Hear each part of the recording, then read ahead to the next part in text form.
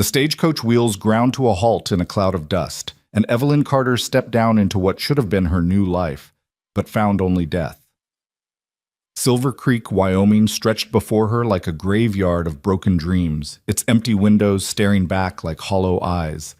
The man who'd promised to marry her had been dead for 3 months, and she'd traveled 2,000 miles to become a bride to a ghost. Welcome to a story of deception, survival, and the unexpected love that blooms in the ashes of abandonment. Stick with me to the end and comment where you're watching from. I'd love to know how far this tale has traveled.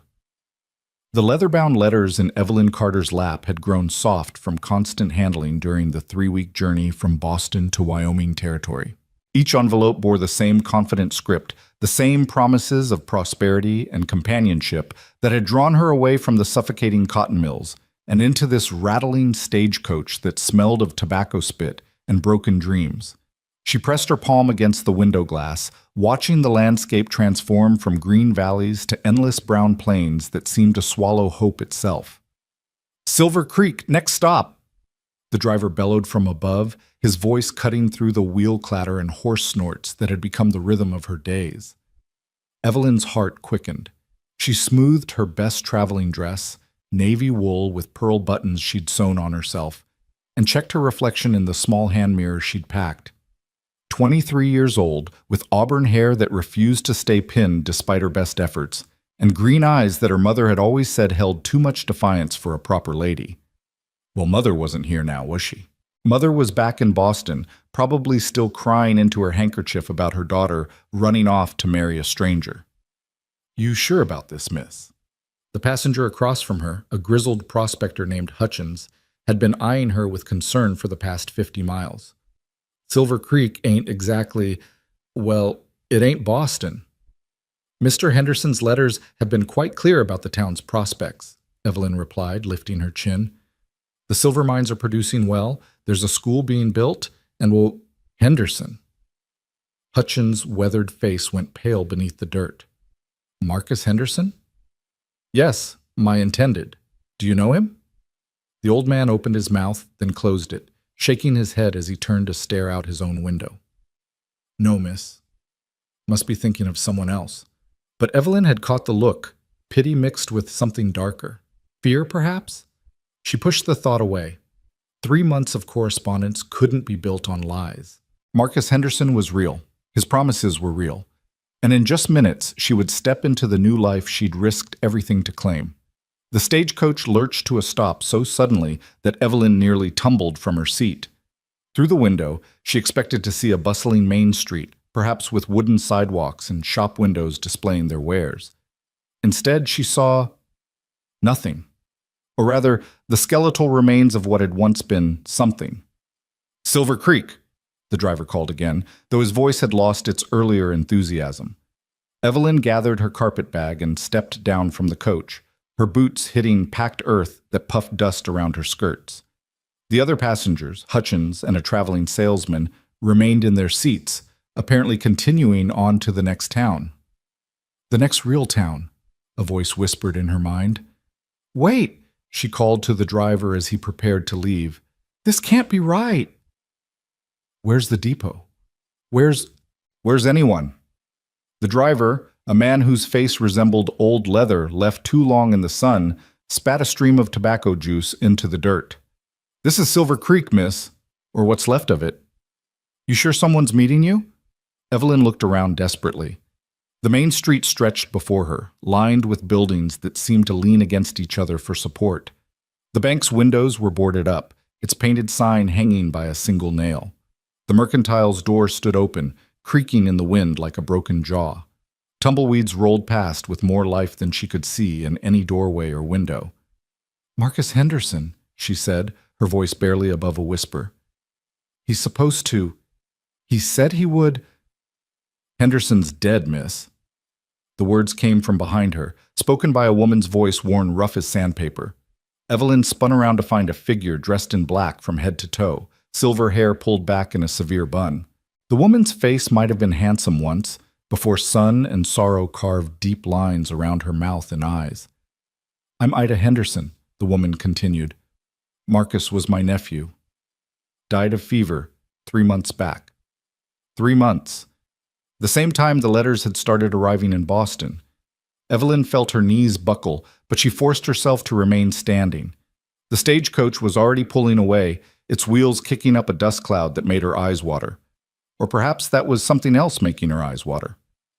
"But the letters," Evelyn said, pulling them from her bag with shaking hands. "He wrote every week. He said—" Ida Henderson stepped closer, took one of the letters, and studied it with eyes that had seen too much. "That's Marcus's hand, sure enough. But these are old, miss, copied from letters he wrote to another girl, maybe 2 years ago. She never came." The older woman's expression softened slightly. "You're not the first. Won't be the last, I expect." "I don't understand." "Someone's been using Marcus's old letters to lure women out here. We've had 5 this year alone. Most catch the next stage out if they have money for it." Ida's gaze dropped to Evelyn's worn carpet bag, taking in the careful mending on her dress, the boots that had been resoled at least twice. "Do you have money for it?" Evelyn's hand went to the small purse in her pocket. 17 cents. She'd spent everything on the journey here, believing she'd have no need for money once she was married. "No." Ida nodded as if she'd expected that answer. "Come on then. Can't leave you standing in the street like lost livestock."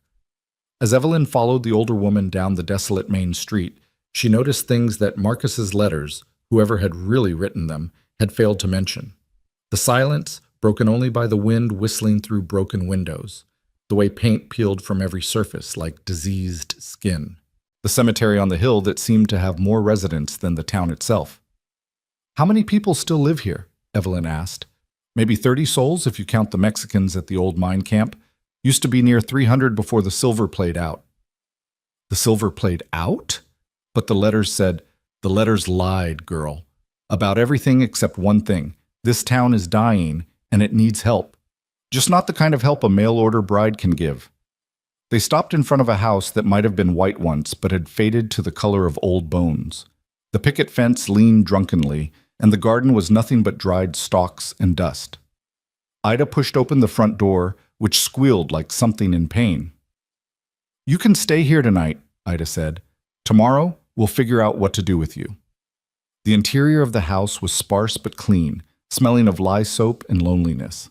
Faded daguerreotypes lined the mantel, all showing the same young man at various ages, tall, broad-shouldered, with a confident smile that Evelyn recognized from the photograph that had accompanied the first letter. "That's Marcus," Ida confirmed, following her gaze. "Handsome devil, wasn't he? Too handsome for his own good. Always thought he could charm his way out of any trouble." "What kind of trouble?" Ida's laugh was bitter as winter wind, the kind that comes from promising things you can't deliver. "He wrote to a dozen girls over the years, always swearing marriage, always finding reasons to delay when they actually showed up. Said he was waiting for the perfect one." She shook her head. "Fever took him before he could disappoint anyone else." Evelyn set down her carpetbag and moved to the window, looking out at the dying town. "Who's been sending the letters? Who's doing this to women like me?" "Don't know. Sheriff, when we had one, thought it might be someone trying to bring life back to the town. Figured maybe if enough desperate women showed up, some might stay, might marry the men still hanging on here." Ida joined her at the window. "Fool notion if you ask me. Can't build a town on lies." "The men who are left," Evelyn said slowly, "what do they do? How do they survive?" "Scraping, mostly. There's Tom Garrett, runs what's left of the general store, though he's got more debts than goods. The Hendricks brothers have a ranch about 5 miles out, though they're barely hanging on. Few others trying to work claims that went dry years ago." Ida paused, then added, "And there's Jonas Mercer." "Who's Jonas Mercer?" "The blacksmith. Lives at the edge of town, keeps to himself. Still working, though Lord knows why. Not much call for horseshoes in a town with no horses." Ida turned away from the window. "He's the only one who seems to be doing all right, but he's different. Lost his wife and daughter to cholera 5 years back. Hasn't been the same since." Evelyn watched a dust devil spin down the empty street, carrying bits of paper and dried leaves like memories being scattered. "I need work," she said. I can't go back to Boston, and I can't afford to go anywhere else. Is there anything? Anything at all? Can you cook? Yes. Sew? Yes. Keep books? Evelyn turned from the window, something sparking in her chest that might have been hope. Yes. I kept the accounts at the mill where I worked. I'm good with numbers. Ida studied her for a long moment. Tom Garrett can barely read, let alone keep proper accounts. His store's a mess of IOUs and forgotten debts. Maybe, but no, he couldn't pay you. He can barely keep himself fed. Room and board, Evelyn said quickly. That would be enough to start, just until I can save enough to leave. Leave, Ida repeated, and for the first time something like a smile crossed her weathered face. That's what they all say. But let me tell you something about dying towns, miss. They don't let go easy. They hold on with ghost fingers and whispered promises, making you think that maybe, just maybe, you could be the one to bring them back to life. That night, Evelyn lay in the narrow bed in Ida's spare room, listening to the wind howl through the empty streets like a chorus of abandoned souls. The mattress was lumpy, stuffed with what felt like corn husks, and the blanket smelled of mothballs and resignation. Through the thin walls, she could hear Ida moving around, the floorboards creaking under her feet in a rhythm that suggested routine rather than restlessness. She pulled out Marcus Henderson's letters, or whoever had written them, and read them by the light of a single candle. The promises seemed to mock her now. Our town is thriving with the boom of industry. You'll love the she-able ladies of our church social committee. The house I'm preparing for us has a lovely garden where you can grow roses. Lies, all lies. But written with such conviction, such detail, that she'd built a complete life in her imagination. She'd seen herself in that garden, smelled those roses, felt Marcus's imagined arms around her as they watched the sunset over the mountains that she now knew were bare and hostile rather than majestic. A sound from outside made her sit up. Not the wind this time, but something rhythmic. Metal on metal. She rose and went to the window, peering out into the darkness. In the distance, at the very edge of town, she could see a faint orange glow. The blacksmith's forge, she realized. Jonas Mercer was working, even at this hour. The sound was oddly comforting. In a town full of endings, here was someone still creating, still building, still refusing to surrender. She watched that distant glow until her eyes grew heavy, and when she finally slept, she dreamed not of roses and lies, but of iron and fire and the possibility of forging something new from the ashes of deception. Morning came harsh and bright, the sun streaming through the cracked window glass like an accusation. Evelyn dressed in her second-best dress, brown wool, serviceable rather than pretty, and pinned her hair back severely. If she was going to convince anyone to hire her, she needed to look capable, not marriageable.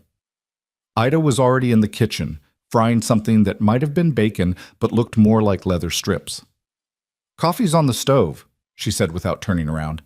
"It's terrible, but it's hot." Evelyn poured herself a cup and immediately understood what Ida meant. The coffee tasted like it had been made from burnt acorns and disappointment, but it was indeed hot, and after the cold night, she was grateful for that much. "I'm going to speak with Mr. Garrett about the bookkeeping position," Evelyn announced. Ida turned from the stove, spatula in hand. "He didn't offer you any position." "Not yet. Girl, Tom Garrett hasn't had 2 coins to rub together in 3 years.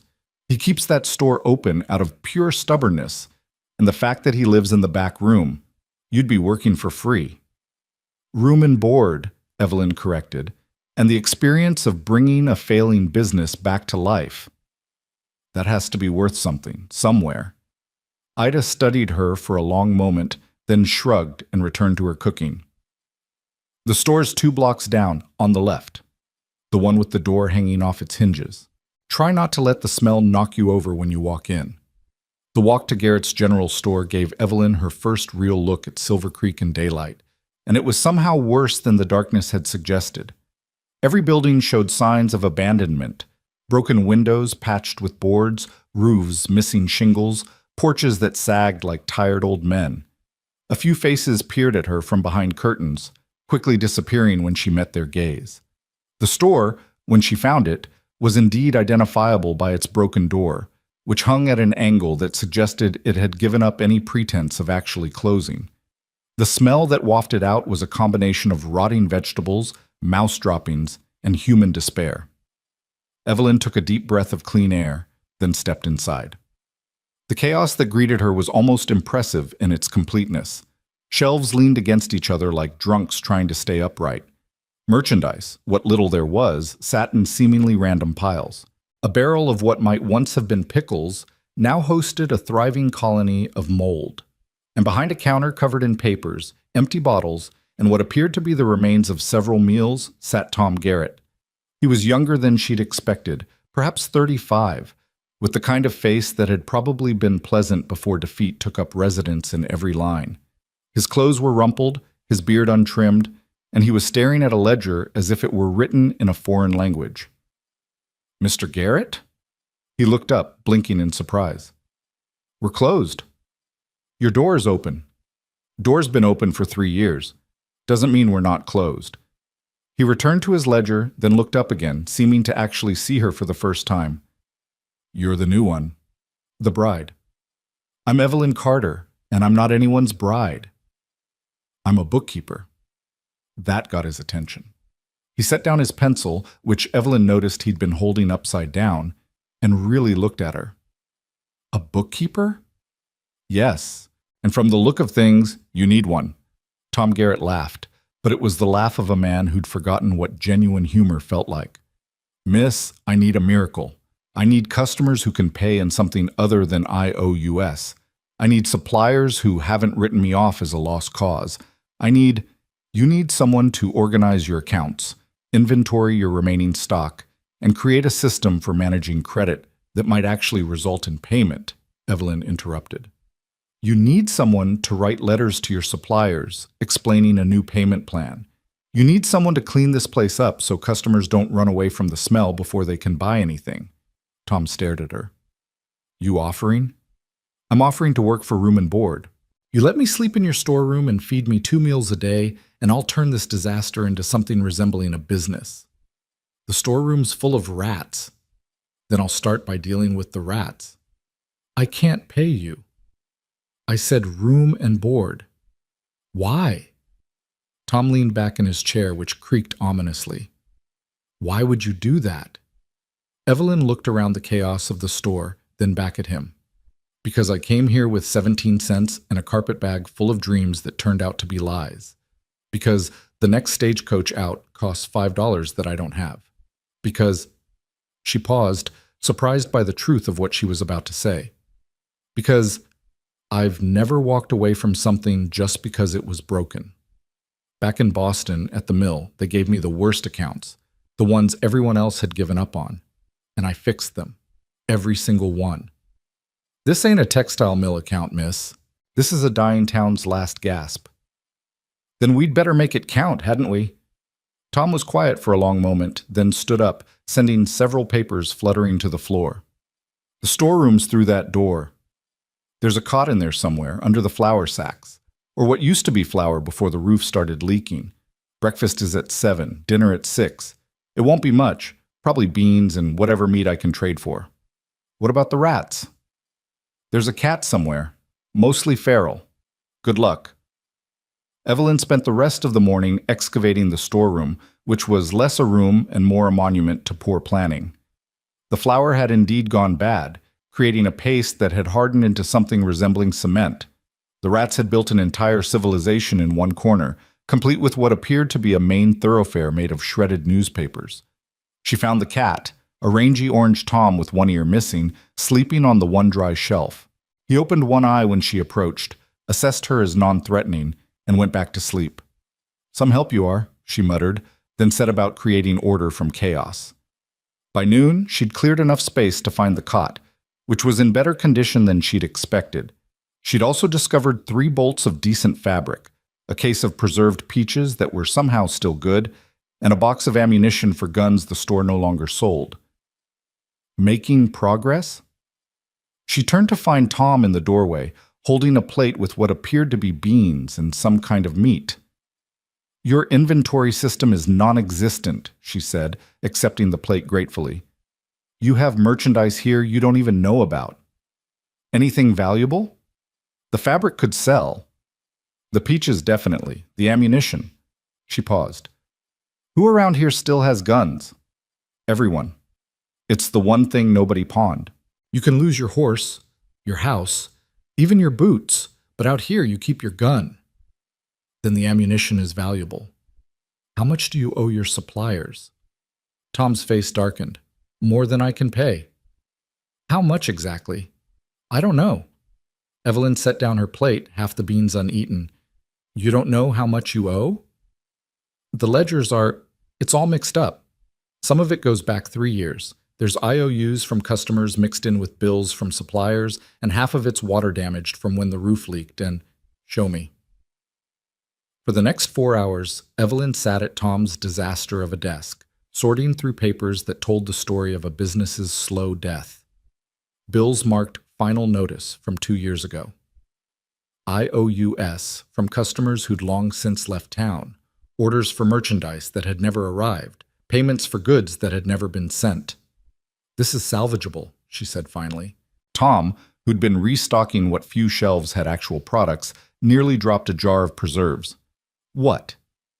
Your debts are substantial but not insurmountable.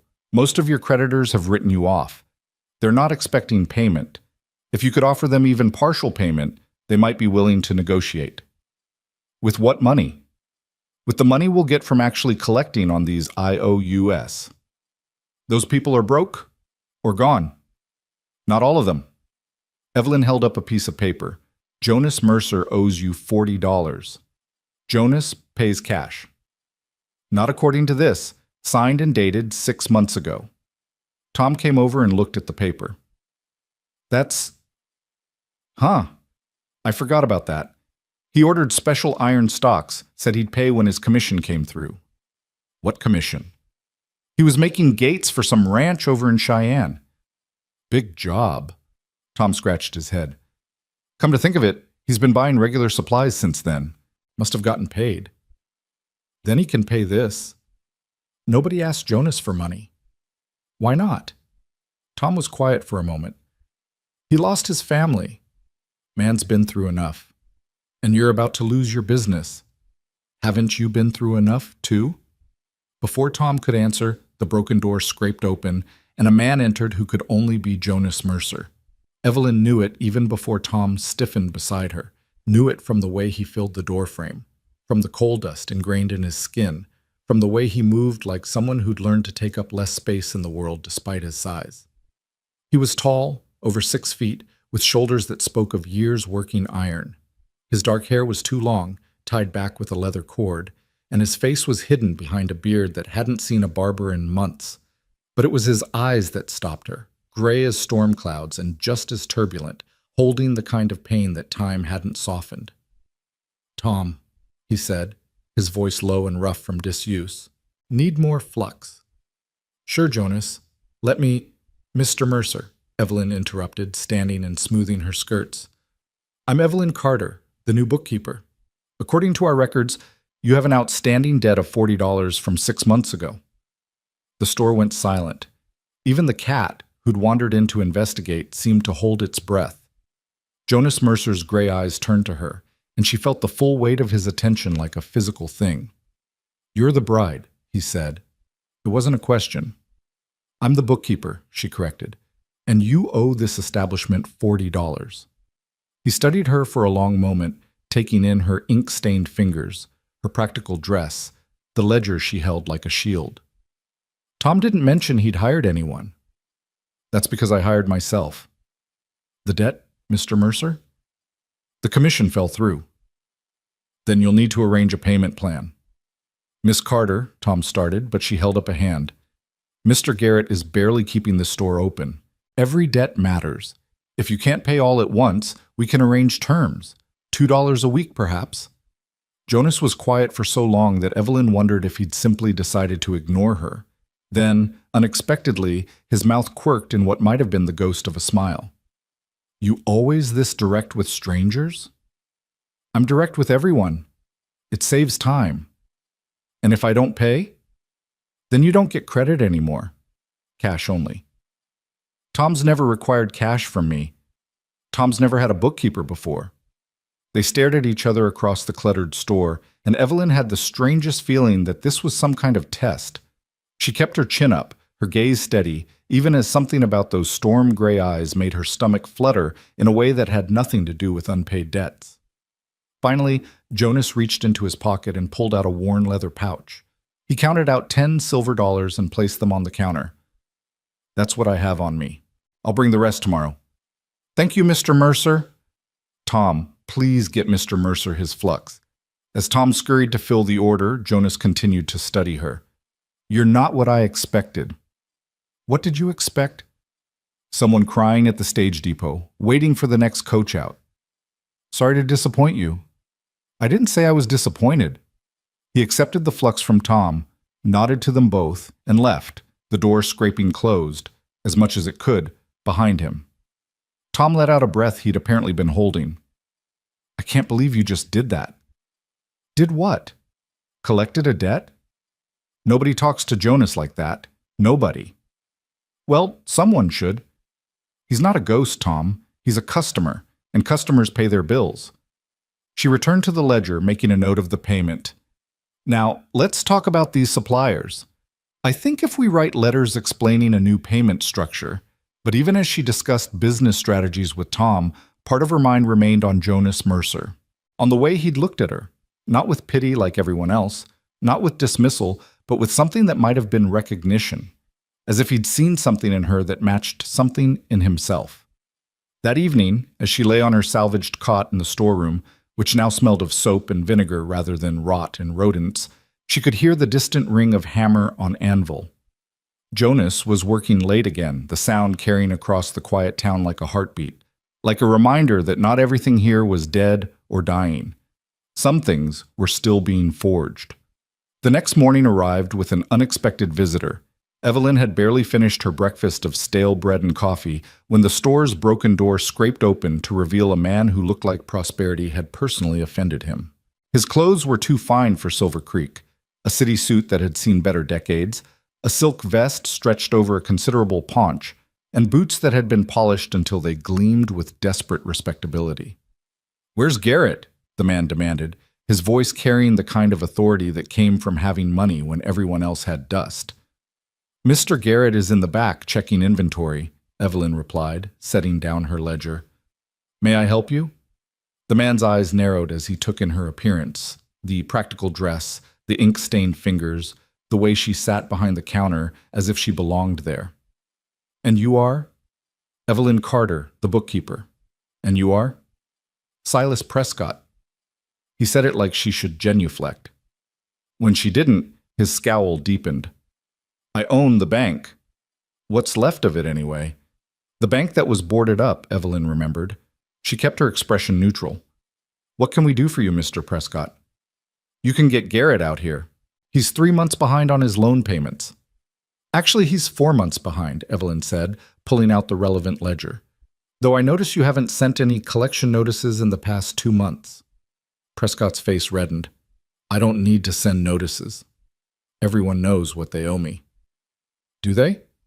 "Because according to these records, the terms of Mr. Garrett's loan were never properly documented. There's no interest rate specified, no payment schedule, just a lump sum that seems to grow arbitrarily each month." "Now see here, young woman." "Miss Carter," she corrected, "and I'm simply pointing out that any legitimate attempt to collect on this debt would require proper documentation, which you don't seem to have." Tom chose that moment to emerge from the back room, his face going pale when he saw Prescott. "Silas, I wasn't expecting—" "Your girl here seems to think she knows something about banking," Prescott interrupted, his voice dripping contempt. "Maybe you should explain to her how things work in Silver Creek." "How they used to work," Evelyn said, standing. "But things change, Mr. Prescott. For instance, I've been reviewing the town records at the courthouse, what's left of them. Interesting reading, particularly the parts about usury laws in Wyoming territory. The word usury hung in the air like a loaded gun." Prescott's face went from red to purple. "You're threatening me?" "I'm educating you. The legal maximum interest rate in Wyoming territory is 10% per annum. According to my calculations, you've been charging Mr. Garrett nearly 30%. That's not just usury, Mr. Prescott. That's criminal. You can't prove anything. The original papers were lost in the fire of '87. The fire that started in your bank? Evelyn asked innocently. How convenient. But oral contracts are still binding, and I'm sure we could find witnesses to testify about your lending practices. Unless, of course, you'd prefer to renegotiate the terms to something more legal? Prescott looked between her and Tom, his jaw working like he was chewing nails. You brought her here to threaten me? I brought myself here, Evelyn said, and I'm not threatening anyone. I'm simply suggesting that proper business practices benefit everyone. Mr. Garrett wants to pay his debts. You want to collect. Surely we can find terms that don't violate federal law. This isn't over, Prescott snarled, but he was already backing toward the door. You think you're clever, girl, but clever doesn't last long out here. This town eats clever for breakfast. After he left, Tom sank onto a crate, his face the color of old paper. You just made an enemy of the most powerful man in Silver Creek. The most powerful man in a dying town isn't that powerful, Evelyn replied, though her hands were shaking as she returned to her ledger. Besides, he's a bully. Bullies fold when someone stands up to them. Or they come back with friends. Tom rubbed his face. Prescott's got connections. His brother runs a cattle outfit about 20 miles north. They've been known to solve problems for him. Then we'd better solve our own problems first. Evelyn pulled out a fresh sheet of paper. I'm going to write to the territorial authorities about establishing a proper bank audit. Just having that letter on file should make him think twice. You really did work in a mill office, didn't you? For 3 years, you learned things, watching how the owners squeeze every penny from the workers while crying poverty to the suppliers. Same game, different players. She paused in her writing. That commission Jonas mentioned, the one that fell through.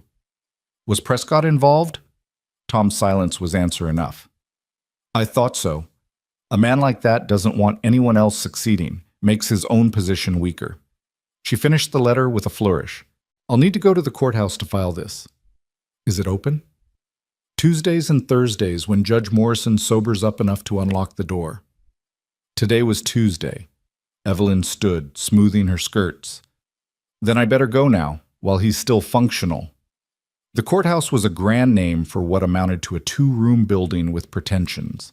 The paint had peeled away in strips, giving it a diseased appearance, and one of the windows was just a hole covered with oiled paper. Inside, she found Judge Morrison, a man who looked like he'd been pickled in whiskey and regret, slumped over his desk. Judge Morrison? He lifted his head, blinking owlishly. Court's not in session. I need to file a document. File it yourself. Cabinet's over there. He gestured vaguely toward a corner where a filing cabinet stood with half its drawers missing. Evelyn filed her letter, making sure to stamp it with the official seal she found abandoned on the desk. As she turned to leave, she noticed another cabinet, this one locked. The label read Property Deeds. Judge Morrison, who has the key to this cabinet? Prescott. He's the executor for most of the abandoned properties. Of course he was. Isn't that a conflict of interest? The judge laughed, a sound like gravel in a tin can. Everything in this town is a conflict of interest, miss. We're all conflicted about why we're still interested in staying. Walking back to the store, Evelyn noticed more of the town's residents than she'd seen before. They watched her from windows and doorways, these ghosts of Silver Creek's better days. An old woman sweeping a porch that didn't need sweeping. A man repairing a fence around nothing. Children. She was surprised to see children, playing in the dust with sticks and imagination. She was so focused on observing the town that she almost walked into Jonas Mercer. He was standing outside the store, holding a leather pouch that presumably contained the rest of his debt. But he wasn't looking at the store. He was looking at her, with that same intense gaze that made her feel like he could see through her carefully constructed composure. Miss Carter. Mr. Mercer. Come to settle your account? Among other things. He fell into step beside her, his long stride forcing her to hurry to keep up. Heard you had a visit from Prescott. News travels fast in a small town. Faster in a dying one. Nothing else to do but gossip and wait for the end. That's a cheerful perspective. It's an honest one. He held the door for her, an unexpected courtesy, and followed her inside. Tom was nowhere to be seen, probably hiding in the back after the morning's confrontation. Jonas placed the pouch on the counter. $30 were square. Evelyn counted the money, made a note in the ledger, and wrote out a receipt. Thank you for your prompt payment. You're going to get yourself hurt. The sudden change in topic made her look up. I beg your pardon? Prescott. He's not just some small-town crook. He's got real connections, real power, and he doesn't like being challenged, especially not by a woman. Are you warning me off? I'm telling you what is. And I'm telling you that bullies only have the power we give them. She met his gaze steadily. I've dealt with worse than Silas Prescott. Have you now? There was something in his voice, not mockery, but genuine curiosity. In a Boston textile mill. You'd be surprised what goes on in those mills. The owner's sons thinking they have rights to the female workers. Foremen stealing wages and blaming it on accounting errors. Suppliers shorting shipments and threatening violence when called on it. She closed the ledger with a snap. At least here, the threats are out in the open. Jonas studied her for a long moment, and she had the feeling he was reassessing his initial judgment of her. You planning on staying then? I'm planning on surviving. Staying is a luxury I can't afford yet. Yet? She hadn't meant to add that word, but now that it was out there, she couldn't take it back. I need to earn enough for the stage fare. That means making this store profitable enough that Tom can pay me something. That means dealing with Prescott and anyone else who's bleeding this town dry. Mighty ambitious for someone who arrived 3 days ago. 2 days. And ambition is all I have left, Mr. Mercer. That and 17 cents. Something shifted in his expression, a softening around the eyes that transformed his face entirely. For a moment, she could see the man he'd been before loss carved those lines around his mouth. Jonas, he said. Call me Jonas. If you're going to be fighting the powers that be in Silver Creek, we might as well be on first-name terms. Evelyn, she offered in return. Well, Evelyn, if you're serious about taking on Prescott, you'll need more than ambition. You'll need allies. Are you volunteering? I'm offering advice. There are others in town who've suffered under Prescott's thumb. The Hendricks brothers lost half their ranch to him on a questionable debt. Mrs. Chen, she runs the laundry, had her life savings in his bank when it conveniently burned. Even Ida Henderson has grievances. But no one's done anything about it. What's to do? He owns the law, such as it is. Judge Morrison owes him money. The sheriff left town 6 months ago rather than enforce another one of Prescott's foreclosures. Jonas moved toward the door, then paused. But someone with knowledge of territorial law, someone who could document the crimes properly, that might be different. After he left, Evelyn stood in the empty store, her mind racing. She'd come here expecting to be a bride, then resigned herself to being a shopkeeper's assistant. But what if she could be something more? What if she could be the catalyst this town needed?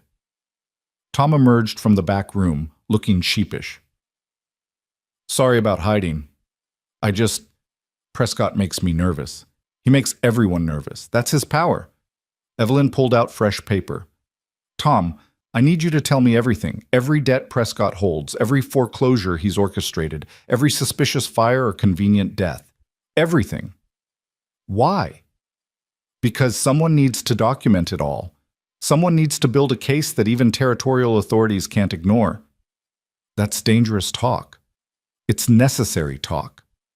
She looked up at him. Tom, this town is dying. You know it, I know it, everyone knows it, but it's not dying of natural causes. It's being murdered, and Prescott is holding the knife. Tom was quiet for a moment, then pulled up a crate to sit on. It started about 5 years ago. Right around the time Jonas's family died, actually. The cholera outbreak. Prescott was the only one with money to help with burials, medical supplies. He started lending at reasonable rates, then... For the next 2 hours, Tom talked while Evelyn wrote. The pattern that emerged was clear. Predatory lending, strategic foreclosures, suspicious fires that destroyed evidence of his crimes. Prescott wasn't just profiting from the town's decline. He was orchestrating it. He wants the whole town, Evelyn said finally, looking at her notes. Every building, every plot of land. But why? There's no silver left. The land's not particularly fertile. What's the value in owning a ghost town? There have been rumors, Tom said slowly, about the railroad, about a possible route through here to connect with the northern lines. And if that happened, anyone who owned the land would become very wealthy. Very wealthy indeed. Evelyn stood, pacing the small space behind the counter. We need proof. Real proof. Documents, witnesses, something that would stand up to legal scrutiny. Most of the documents burned with the bank. Most isn't all.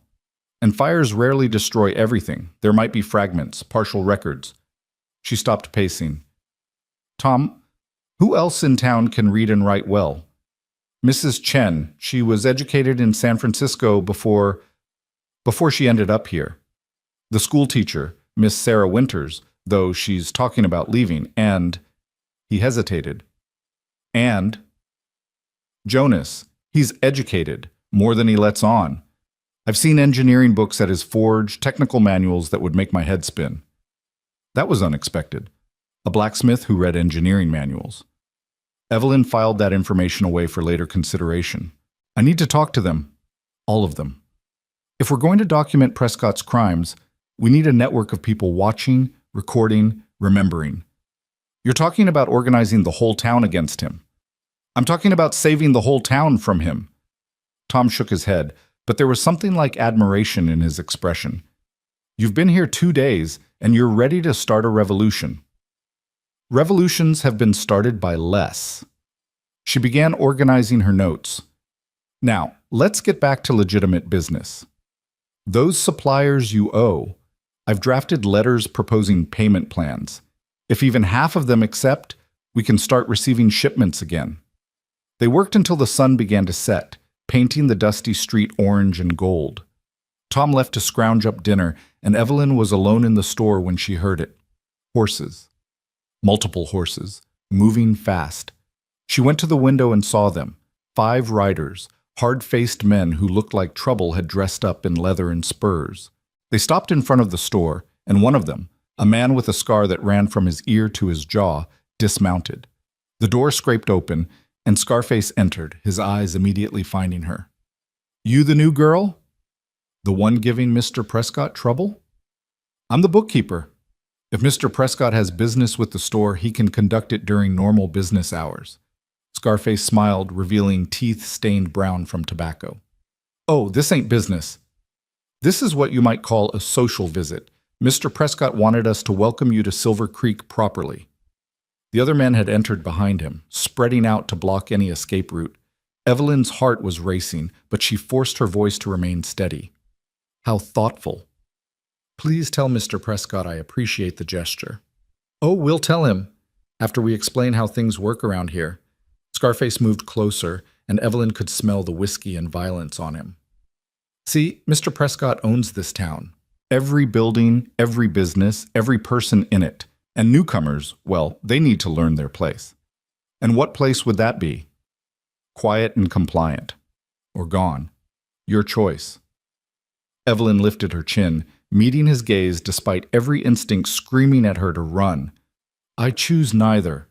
Scarface's hand moved to his belt, where a knife handle protruded. Wrong answer, miss. The sound of a hammer cocking was loud in the suddenly silent store. Everyone turned to see Jonas standing in the doorway, a shotgun held with casual competence. Evening, boys, he said, his voice conversational. Bit late for shopping, isn't it? This ain't your concern, Mercer, Scarface said, but his hand moved away from the knife. Everything in this town concerns me. Jonas stepped inside, the shotgun never wavering. Especially when Prescott's dogs come sniffing around innocent women.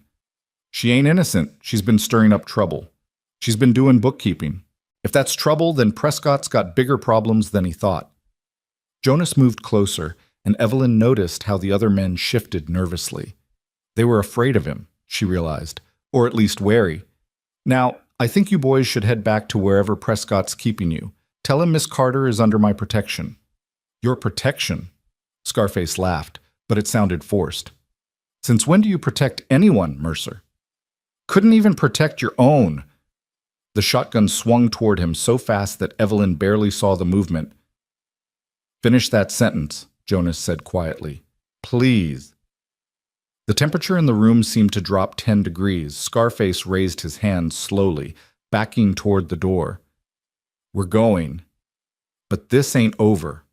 Mr. Prescott doesn't forget. Neither do I. They left in a thunder of hoofbeats and dust, and Jonas lowered the shotgun. His hands, Evelyn noticed, were perfectly steady. Thank you, she said, surprised her voice didn't shake. They'll be back. I know. He looked at her then, really looked at her. You're not going to run, are you? No. Even though staying might get you killed. Mr. Mercer, Jonas, I've been dying a slow death my whole life. In the mills, working 16-hour days for pennies. In Boston, suffocating under the weight of other people's expectations. At least here, if I die, it'll be standing up for something. He was quiet for a long moment, then set the shotgun on the counter. You'll need to learn to shoot. I beg your pardon. If you're going to take on Prescott, you'll need to defend yourself. I can teach you. Why would you do that? Something flickered in his eyes, pain maybe, or memory. Because I've watched this town die by degrees for 5 years. Watched good people leave or give up or just fade away. And I told myself it wasn't my problem, wasn't my fight. But maybe I was wrong. What changed your mind? You did. He said it simply, without flourish or explanation. Tomorrow morning, dawn, at my forge. Bring something warmer than that dress. He left before she could respond, taking his shotgun and leaving her standing in the growing darkness of the store. Through the window, she could see the distant glow of his forge starting up, the rhythm of his hammer beginning its nightly song. Tom returned with dinner, beans again, with some questionable meat, and she told him about Prescott's men and Jonas's intervention. He said you were under his protection? Tom's eyebrows rose to his hairline. Jonas Mercer hasn't protected anything since his family died. Wouldn't even help when Prescott foreclosed on the Olsons last year. Maybe he's changing. Or maybe you're changing him. Tom gave her a knowing look. He's different around you. Still gruff, still closed off, but different. Evelyn felt heat rise in her cheeks and busied herself with the unappetizing dinner. He's just being neighborly. Jonas Mercer hasn't been neighborly in 5 years. Trust me, this is something else. That night, lying on her cot and listening to the sound of the forge, Evelyn thought about choices. She'd chosen to answer those letters, chosen to leave Boston, chosen to stay in Silver Creek when every reasonable person would have fled. And now she'd chosen to fight a battle that might get her killed. But for the first time in her life, she felt like her choices mattered, like she mattered. Dawn came too soon, painted in shades of pink and gold that made even Silver Creek look almost beautiful. Evelyn dressed in her most practical clothes, the brown wool dress and a shawl that had seen better decades, and made her way through the empty streets to the forge. Jonas was already working, shaping what looked like a horseshoe with precise, powerful strokes. He'd tied his hair back, and his shirt was already soaked with sweat despite the morning chill. He looked up when she approached, setting aside his hammer. You came. You didn't think I would. I thought you might have developed some sense overnight. Sorry to disappoint. That almost smile appeared again. Come on, the range is out back. The range turned out to be a cleared area behind the forge with targets set up at various distances. Some proper bullseyes painted on wood, others just bottles and cans balanced on fence posts. Jonas produced a revolver, smaller than she'd expected, with worn grips that suggested years of use. This was my wife's, he said quietly. It's a good size for your hands. Evelyn took it carefully, surprised by the weight. She knew how to shoot? Everyone out here knows how to shoot, or should. He moved behind her, adjusting her grip. Don't fight the weight. Work with it. For the next hour, he taught her the basics. Stance, grip, breathing, aim. His hands would occasionally adjust her position, and each touch sent an unexpected flutter through her stomach. He was patient but exacting, making her repeat each motion until it felt natural. Now, he said, stepping back. Hit the closest target. She missed. The shot went wide, striking the fence post instead of the bottle. Again. She missed again, closer this time, but still off the mark. You're thinking too much, Jonas said. Stop trying to calculate and just see the target. That doesn't make sense. Neither does staying in a dying town to fight a corrupt banker, but here you are. He moved closer again. Close your eyes. What? Trust me. She closed her eyes, acutely aware of his presence behind her. Now, picture the target. Not where it is, but what it is. See it breaking. See the bullet's path. Don't think it. See it. She opened her eyes, raised the gun, and fired. The bottle exploded in a shower of glass. Better, Jonas said, and she could hear approval in his voice. Again. They practiced until the sun was fully up, and her arms ached from the unfamiliar weight of the gun. She hit more targets than she missed, and Jonas seemed satisfied with her progress. Same time tomorrow, he said, taking the gun back. Unless you've come to your senses by then. Unlikely. Good. The word surprised them both. Jonas turned away quickly, busying himself with cleaning the revolver, but Evelyn had caught something in his expression, something that looked dangerously like hope. Walking back to the store, she encountered Ida Henderson carrying a basket of laundry. Heard you've been causing trouble, Ida said without preamble. News travels fast. Heard Jonas Mercer's taken an interest. He's teaching me to defend myself. Ida's weathered face creased in what might have been a smile. That man hasn't taken an interest in anything for 5 years. You must be something special. I'm just someone who refuses to give up. Maybe that's what makes you special. Ida shifted her basket to her other hip. You want to know about Prescott? Real information, not Tom Garrett's secondhand gossip? Yes. Come to my house tonight after dinner. Bring that notebook you're always carrying, and bring Jonas if you can convince him. It's time someone heard the whole truth about what's been happening in this town. The rest of the day passed in a blur of ledgers and letters. Tom had received responses from 2 suppliers, cautiously positive responses that suggested they might resume shipments if partial payments were received. It was progress, small but real. Around midday, a woman entered the store. Chinese, elderly, but carrying herself with dignity despite her patched clothes. This had to be Mrs. Chen. You are the new bookkeeper, she said. It wasn't a question. Yes. Evelyn Carter, I am Chen Wei Lin. You may call me Mrs. Chen. She studied Evelyn with sharp, dark eyes. You stood up to Prescott. I pointed out some legal irregularities. And his men came for you. Jonas intervened. Yes. Jonas. Mrs. Chen moved closer to the counter. You are stirring still water, Miss Carter. Sometimes when water has been still too long, stirring brings up mud. Sometimes it brings up gold. Which do you think you'll find? Both, probably. Mrs. Chen nodded approvingly. You are not as foolish as you appear. I have records, from before the fire. Hidden. If you are serious about fighting Prescott, you will need them. Why haven't you brought them forward before? To whom? Judge Morrison, who drinks Prescott's whiskey? The sheriff who ran rather than face him? There was no one. She paused. Until now. You have Jonas's protection. That changes things. Why does his protection matter so much? Mrs. Chen was quiet for a moment, seeming to weigh her words. Jonas Mercer was not always a blacksmith. Before he came here, before his family, he was something else. Someone else. Prescott knows this. Prescott fears this. Before Evelyn could ask more questions, Mrs. Chen had turned and left, moving with surprising speed for someone her age. That evening, Evelyn stood outside Ida's house, trying to convince Jonas to come inside with her. He'd appeared at the store just as she was closing, somehow knowing about the meeting without being told. This isn't my fight, he said for the 3rd time. Isn't it? You've lived here for 8 years. You've watched Prescott destroy this town piece by piece. How is it not your fight? Because I stopped fighting 5 years ago. No, you didn't. You just started fighting different battles, fighting to keep working when there's no work, fighting to keep living when... She stopped, seeing the pain flash across his face. I'm sorry. That was cruel. It was honest. He looked at the house, then back at her.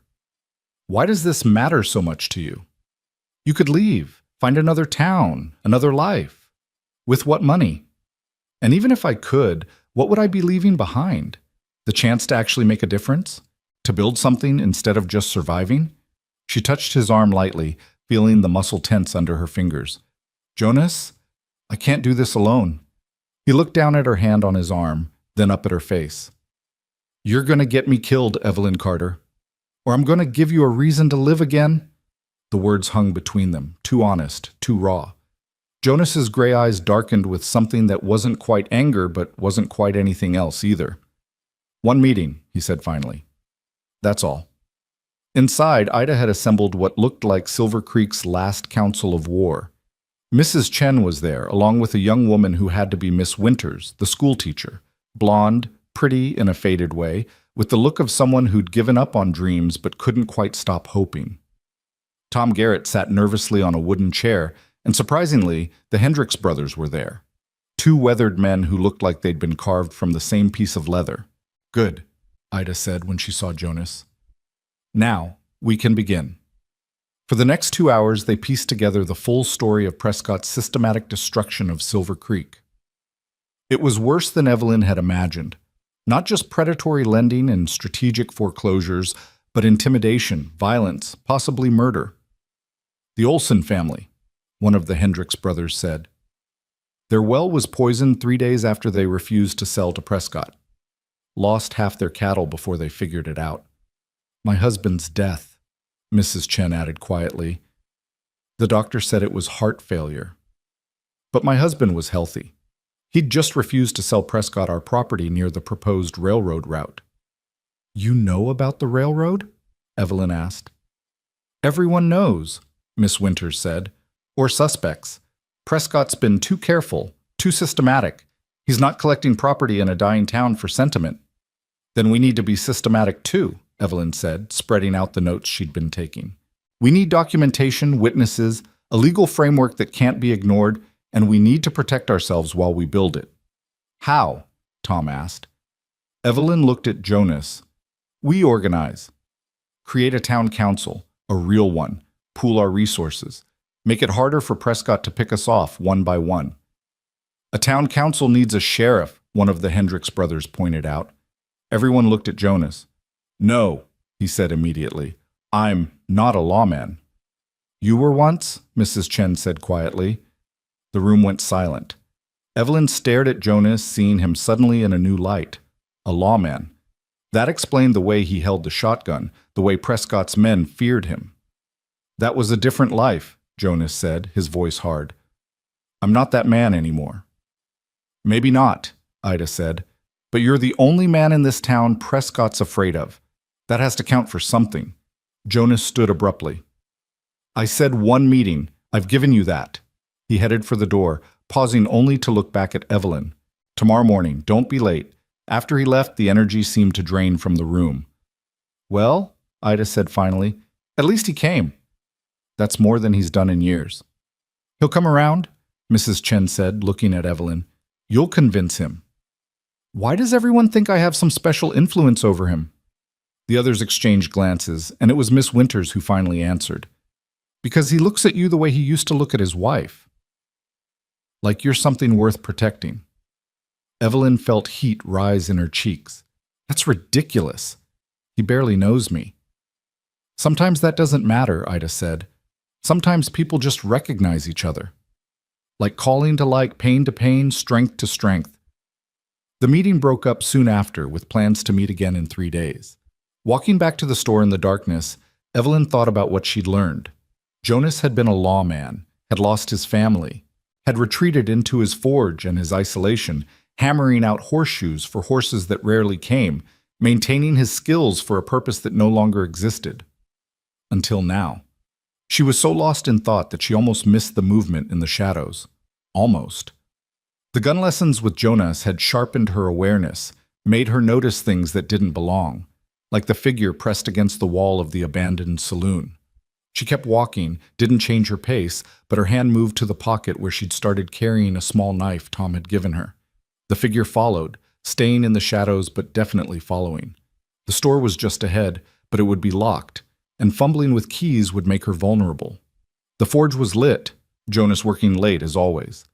She turned toward it instead, walking faster now, no longer pretending she hadn't noticed her pursuer. The figure broke into a run. Evelyn ran too, her skirts hampering her, her breath coming in gasps. The forge door was just ahead. A hand grabbed her shoulder, spinning her around. It was Scarface, his breath reeking of whiskey, his eyes wild with something that might have been rage or might have been worse. "Thought you were smart," he snarled. "Thought you could hide behind Mercer. But he's not here now, is he?" Evelyn's hand found the knife, pulled it free, slashed wildly. The blade caught his arm, drawing blood and a curse. He backhanded her, sending her sprawling in the dirt, the knife flying from her grip. "Now you're going to learn." The sound of the hammer stopping was somehow louder than any gunshot. Scarface froze, looking toward the forge door where Jonas stood silhouetted against the firelight, his hammer still in his hand. "Run," Jonas said quietly.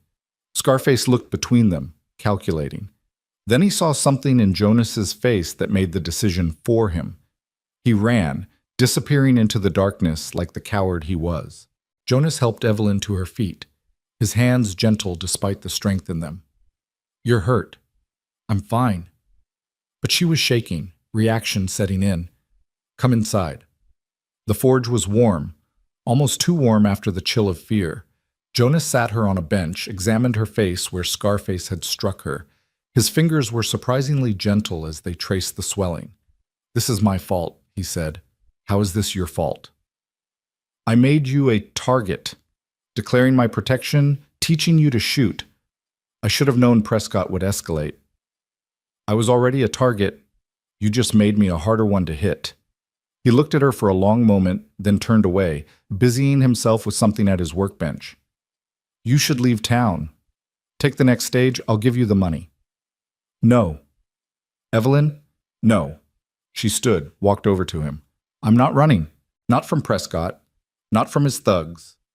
And not from whatever this is between us." He turned to face her, and they were standing very close, close enough that she could feel the heat radiating from him, smell the smoke and metal, and something uniquely Jonas. "There can't be anything between us," he said, but his voice was rough, uncertain. "Why not?" "Because I'm broken. Because everyone I care about dies. Because—" She kissed him. It was probably the boldest thing she'd ever done, more daring than facing down Prescott or fighting off Scarface. For a moment, Jonas stood frozen, and she thought she'd made a terrible mistake. Then his arms came around her, pulling her against him, and he was kissing her back with a desperate hunger that spoke of 5 years of loneliness and loss. When they finally broke apart, they were both breathing hard. "This is a mistake," Jonas said, but he didn't let go of her. "Probably," she agreed, "but I've made worse ones."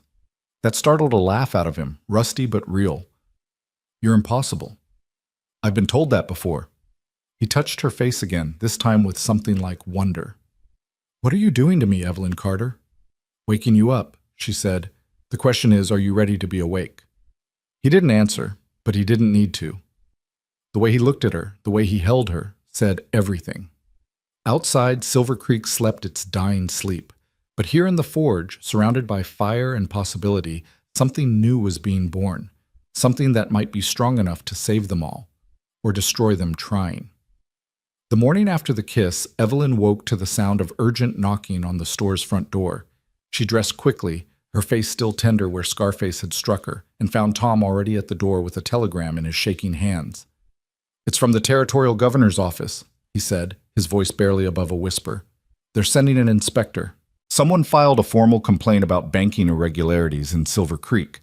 Evelyn took the telegram, reading it twice to make sure she understood correctly. An inspector would arrive within the week to investigate claims of usury, fraud, and intimidation.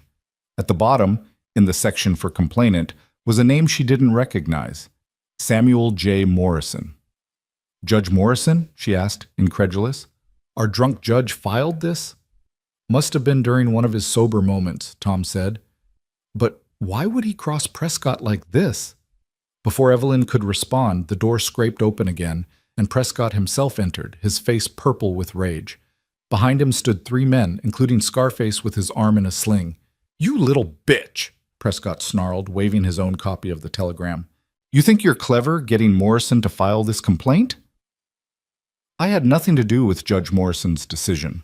Evelyn said truthfully, though she suspected her confrontation with Prescott had sparked something in the old judge's conscience. "Don't lie to me!" Prescott slammed his fist on the counter, making the ledgers jump. Morrison hasn't been sober enough to write his own name in 2 years, and suddenly he's filing formal complaints with the territorial government. Perhaps he found his conscience, Evelyn suggested. It happens, even to the best of drunks. Prescott's hand moved toward the gun at his hip, but stopped when Jonas appeared in the doorway, his own weapon already drawn. "Morning, Prescott," Jonas said casually, though his gun never wavered. "Bit early for social calls, isn't it? This doesn't concern you, Mercer. Everything in this store concerns me. I'm a partner now." Evelyn glanced at him in surprise, but kept her expression neutral. Jonas moved into the store, positioning himself between her and Prescott's men. "Partner?" Prescott laughed, but it sounded forced. "Since when does a washed-up lawman turned blacksmith become a shopkeeper?" "Since someone started sending thugs after women in the night," Jonas replied. "Seems like the kind of thing a lawman should care about, even a washed-up one." The tension in the store could have been cut with a knife. Prescott's men shifted nervously, clearly wanting to act but afraid of Jonas. Finally, Prescott stepped back. "This inspector changes nothing," he said. "I own this town. Every building, every debt, every soul. And when the inspector leaves, finding nothing, of course, I'll still own it. And you'll wish you'd taken the stage when you had the chance." After they left, Jonas holstered his gun and turned to Evelyn. "Partner?" "You said it, not me. I meant it." He pulled out a leather pouch, heavy with coins. $50. Should be enough to buy a third of Tom's business, such as it is. Tom stared at the money like he'd never seen currency before. "Jonas, you don't have to." "I do. If we're going to fight Prescott, we need to be united. Legally united. Papers filed, everything official." He looked at Evelyn. "That inspector isn't going to find anything unless we can prove it. Prescott's had years to hide his crimes. We have less than a week to uncover them." "Then we'd better get started," Evelyn said. "Mrs. Chen mentioned hidden records. The Hendricks brothers must have documentation of their lost land. And Judge Morrison, if he filed that complaint, he might be willing to talk." "Morrison's probably sleeping off whatever courage he found in a bottle," Jonas said. "But you're right. We need everything we can find." They spent the morning dividing tasks. Tom would track down old customers who might have records of Prescott's loans. Jonas would talk to the Hendricks brothers and anyone else who'd lost property. Evelyn would work with Mrs. Chen to reconstruct what they could of the bank's records before the fire. Mrs. Chen's laundry was at the edge of town, a small building that somehow managed to stay cleaner than anything else in Silver Creek. Inside, the air smelled of soap and starch, and every surface was meticulously organized. Mrs. Chen led Evelyn to a back room where a trunk sat covered with a cloth. "My husband was the bank's accountant before Prescott took over," she explained, lifting the cloth to reveal a trunk filled with papers. "He kept copies of everything. His own protection, he called it. When he died, I hid these. I knew someday someone would need them." Evelyn spent hours going through the papers, her excitement growing with each discovery. Here were the original loan documents, showing reasonable interest rates. Here were the amended documents, with rates that tripled overnight. Here were foreclosure notices for properties whose owners had never missed a payment. "This is it," she breathed. "This proves everything." "Proving and convincing are different things," Mrs. Chen warned. "Prescott has friends in high places. Money buys many voices. But it can't buy them all. Not if we're loud enough." That afternoon, she met Jonas at the forge to practice shooting. Her aim was improving, but today Jonas seemed distracted, his instructions brief and his attention elsewhere. "What's wrong?" she finally asked. "The Hendricks brothers are gone." "Gone?" "Left in the night. Their ranch is empty, livestock scattered. No note, no word to anyone." He reloaded the revolver with sharp, angry movements. "Prescott got to them. Threatened them or bought them or both. Then we'll have to do without their testimony." "Evelyn, you don't understand. If Prescott can make the Hendricks run, men who've survived droughts and Indian raids and everything else this territory could throw at them, what chance do we have?" She took the gun from his hand, set it aside, and faced him directly. We have the truth. We have documentation, and we have something Prescott doesn't expect: people who refuse to run. People die refusing to run. People die running too. At least this way we die for something. He studied her face, his gray eyes searching for something. You really believe we can win this? I believe we have to try. Jonas, this town is dying anyway. Prescott's just the disease. We can either fight the disease or let it consume everything, including us. Especially us. She touched his arm, feeling the tension in his muscles. But I'd rather burn bright fighting than fade away hiding. Something shifted in his expression, a decision being made. My wife said something similar once, right before the cholera took her. Tell me about her. It was the first time she'd asked directly, and for a moment she thought he wouldn't answer. Then he moved to the bench against the wall, sitting down heavily. Margaret. Her name was Margaret. We met in Kansas, where I was a deputy marshal. She was the daughter of a judge, educated, refined. Should have married a banker or a lawyer, not a lawman with more pride than sense. His voice softened with memory. But she chose me anyway. Said I made her feel safe in a world that wasn't. What happened in Kansas? I testified against some powerful men, cattle barons who'd been killing homesteaders, making it look like Indian raids. My testimony sent 3 of them to prison. He paused. Their friends didn't take it well. There were threats, attempts on my life, so we ran. Came here, where nobody knew us. I became a blacksmith. She became a mother. We had 3 good years. Then the cholera came. Jonas, I'm so sorry. It took her first. Our daughter Emily lasted 3 more days. She was 4 years old. His hands clenched and unclenched rhythmically. I should have been able to protect them. Should have seen the sickness coming, should have taken them away. Instead, I watched them die, one after the other, while Prescott offered loans for medicine that didn't work, and coffins I couldn't afford without his blood money. Now Evelyn understood. The isolation, the anger, the way he'd retreated into his forge. He'd failed to protect his family once, and he'd sworn never to care enough to fail again. It wasn't your fault, she said softly. Wasn't it? I brought them here. I chose this place, this life. If we'd stayed in Kansas, if I'd faced those threats instead of running, they might have killed all of you, or you might have died of cholera there, or 1,000 other possibilities. She sat beside him, close but not touching. Jonas, you can't protect people from life. You can only love them while they're here. Is that what we're doing? Loving each other? The question hung in the air between them, dangerous and delicate as blown glass. Evelyn felt her heart racing, but she met his gaze steadily. I don't know. Maybe. Is that so terrible? Yes, he said immediately. Then, no, I don't know. He stood, pacing to the forge and back. I swore I'd never... I can't lose someone again, Evelyn. I can't. Then don't lose me. Fight beside me instead of trying to protect me from the fight. Before he could respond, they heard shouting from the direction of town. They ran toward the sound, finding a crowd gathered in front of the courthouse. Judge Morrison stood on the steps, sober for perhaps the first time in years, holding a document above his head. Citizens of Silver Creek, he called out, his voice stronger than anyone had heard it in years. I have here a confession, my own confession, detailing years of corruption, bribery, and illegal foreclosures orchestrated by Silas Prescott. The crowd murmured in shock. Prescott himself pushed through, his face nearly purple with rage. You're drunk, Morrison. You don't know what you're saying. I'm sober, Morrison replied. For the first time in too long, I'm sober. And I'm done being your puppet.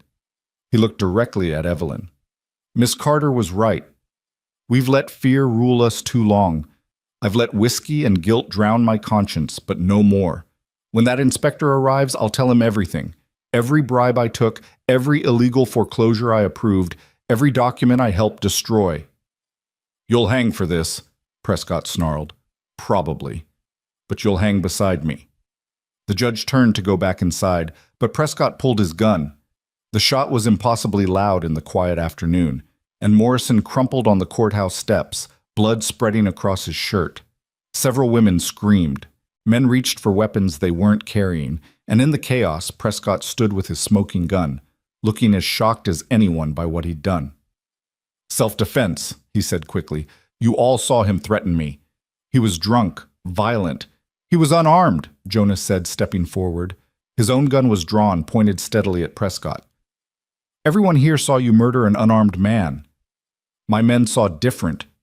Your men aren't here." Jonas gestured to the crowd. "These people are.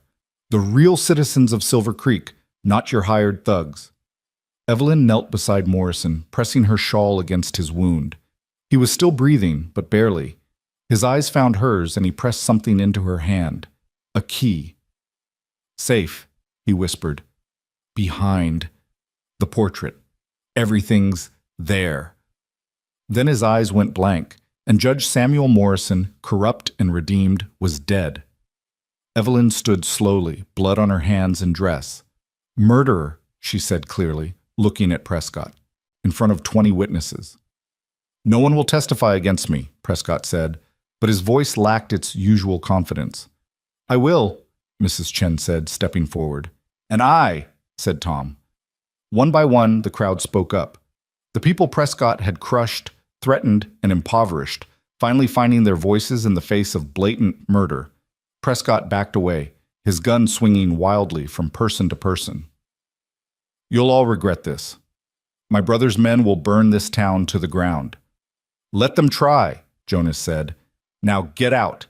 Take your horse and ride, and don't come back. If I see you again, you won't get a trial." For a moment it looked like Prescott might shoot.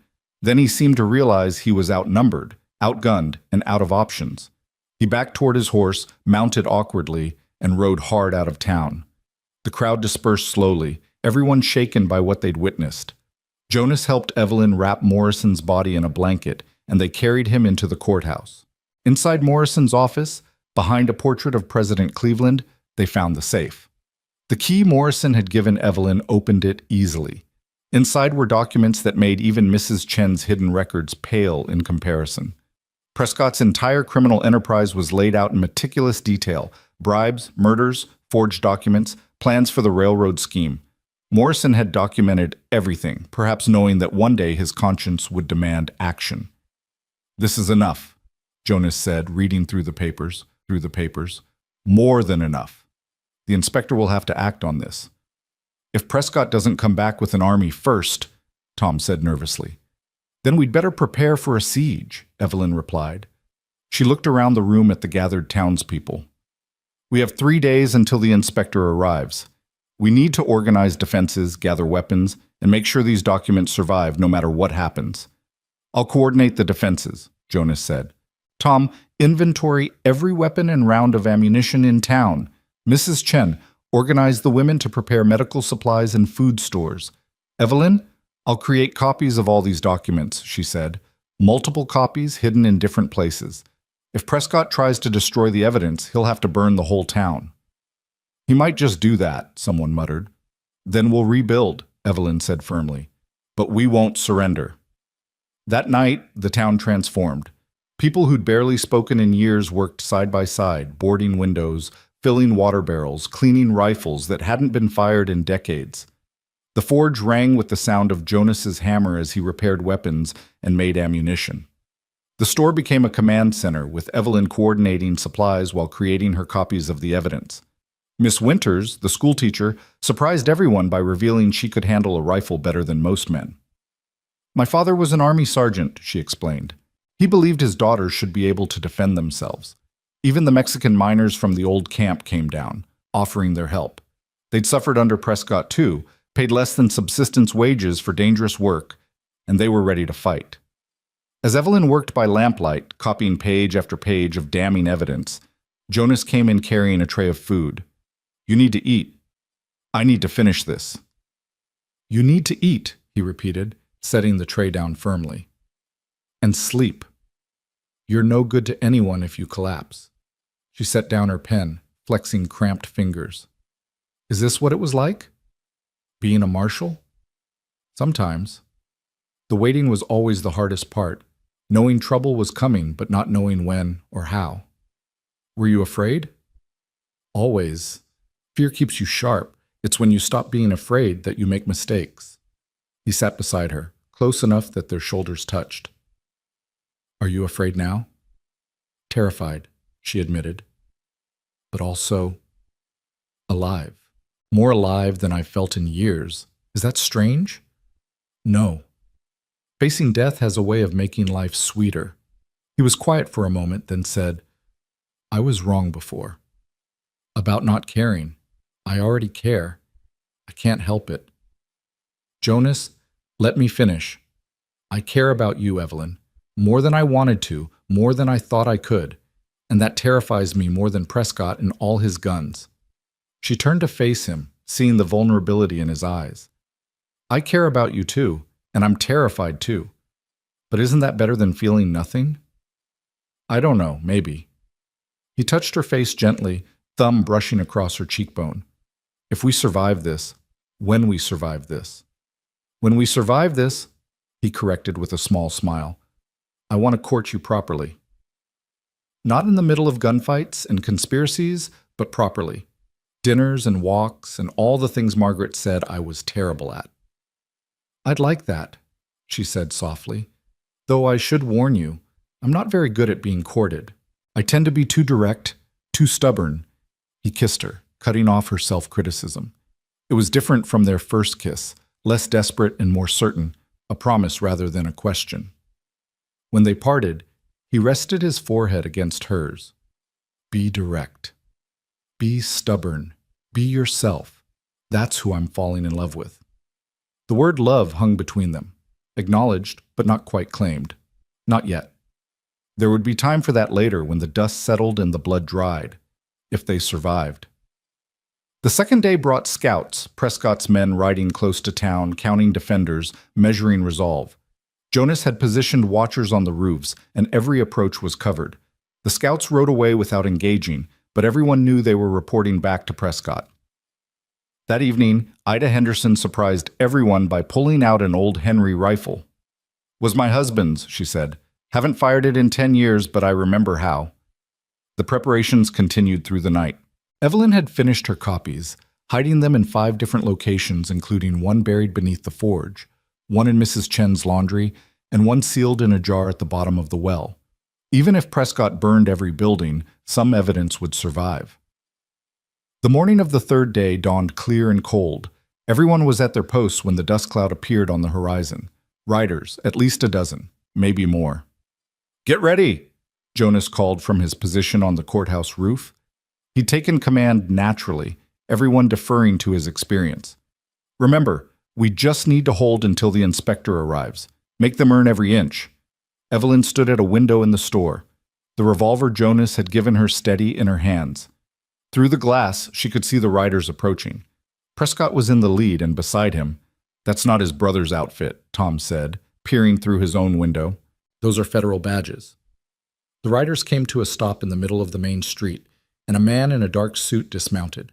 He was younger than Evelyn had expected, with sharp eyes and an air of authority that had nothing to do with age. I'm Inspector James Crawford from the Territorial Governor's Office, he called out. I'm here to investigate reports of banking irregularities, and he looked at Prescott. What appears to be an armed insurrection. These people are criminals, Prescott said quickly. They've seized the town, killed Judge Morrison. You killed Morrison, someone shouted from a window. Crawford held up a hand for silence. I'll need to hear from everyone. Mr. Prescott, you'll surrender your weapons and submit to questioning. Like hell I will. I own this town. These people are squatters and thieves.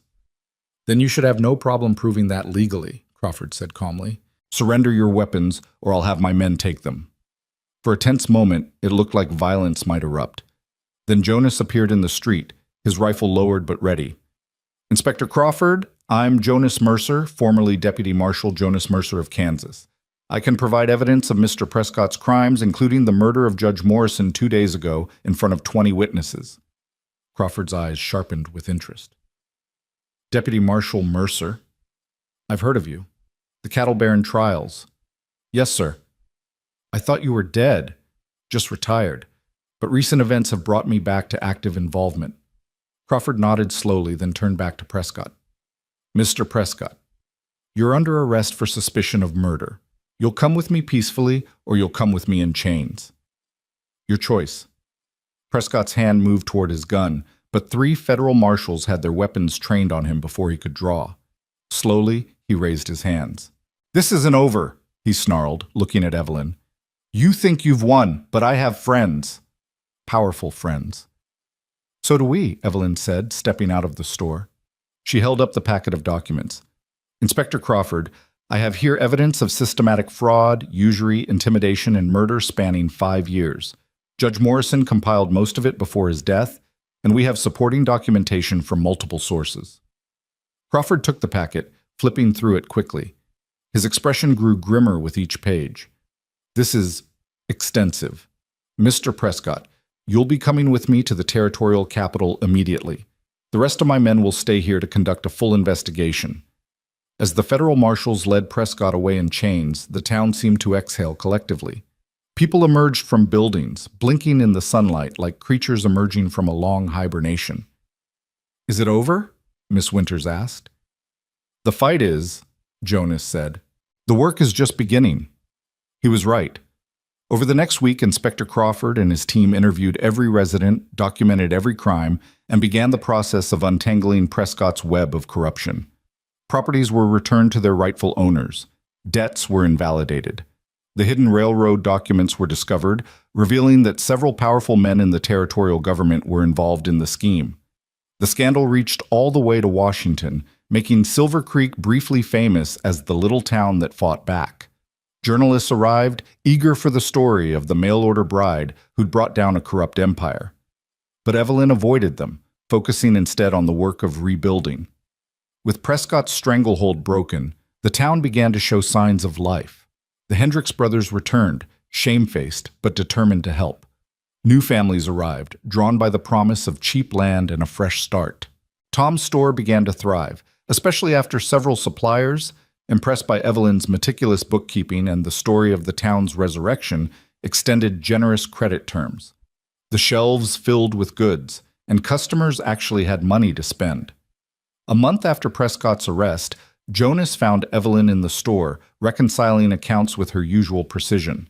The bruise on her face had faded, but she still wore her hair pulled back severely, still dressed in practical browns and grays. Close the ledger, he said. I'm almost finished. Close it. She looked up, surprised by his tone. He was clean-shaven for the first time since she'd met him, wearing a fresh shirt and what looked like new boots. In his hand was a small bouquet of wildflowers, scraggly things, but flowers nonetheless. What's this? Proper courting, he said, looking uncharacteristically uncertain. I told you I would, once things settled. Jonas Mercer, are you asking me on an actual social call? I'm asking you to walk with me. Maybe have dinner, like normal people who aren't fighting for their lives. She closed the ledger, stood, and smoothed her skirts. I should change. You're perfect as you are. You're always perfect as you are. They walked through Silver Creek as the sun set, painting the buildings gold and hiding their scars. The town wasn't healed, might never fully heal, but it was alive. Children played in the street. The saloon had reopened with actual music drifting from its doors. Someone was building a new house on a lot that had stood empty for years. I have something for you, Jonas said as they reached the forge. He led her inside to his workbench, where something lay covered with a cloth. It's not much, but... He pulled away the cloth to reveal an iron rose beautifully crafted with delicate petals that seemed impossible for such a hard medium. It was attached to a pin that could be worn as a brooch. Jonas, it's beautiful.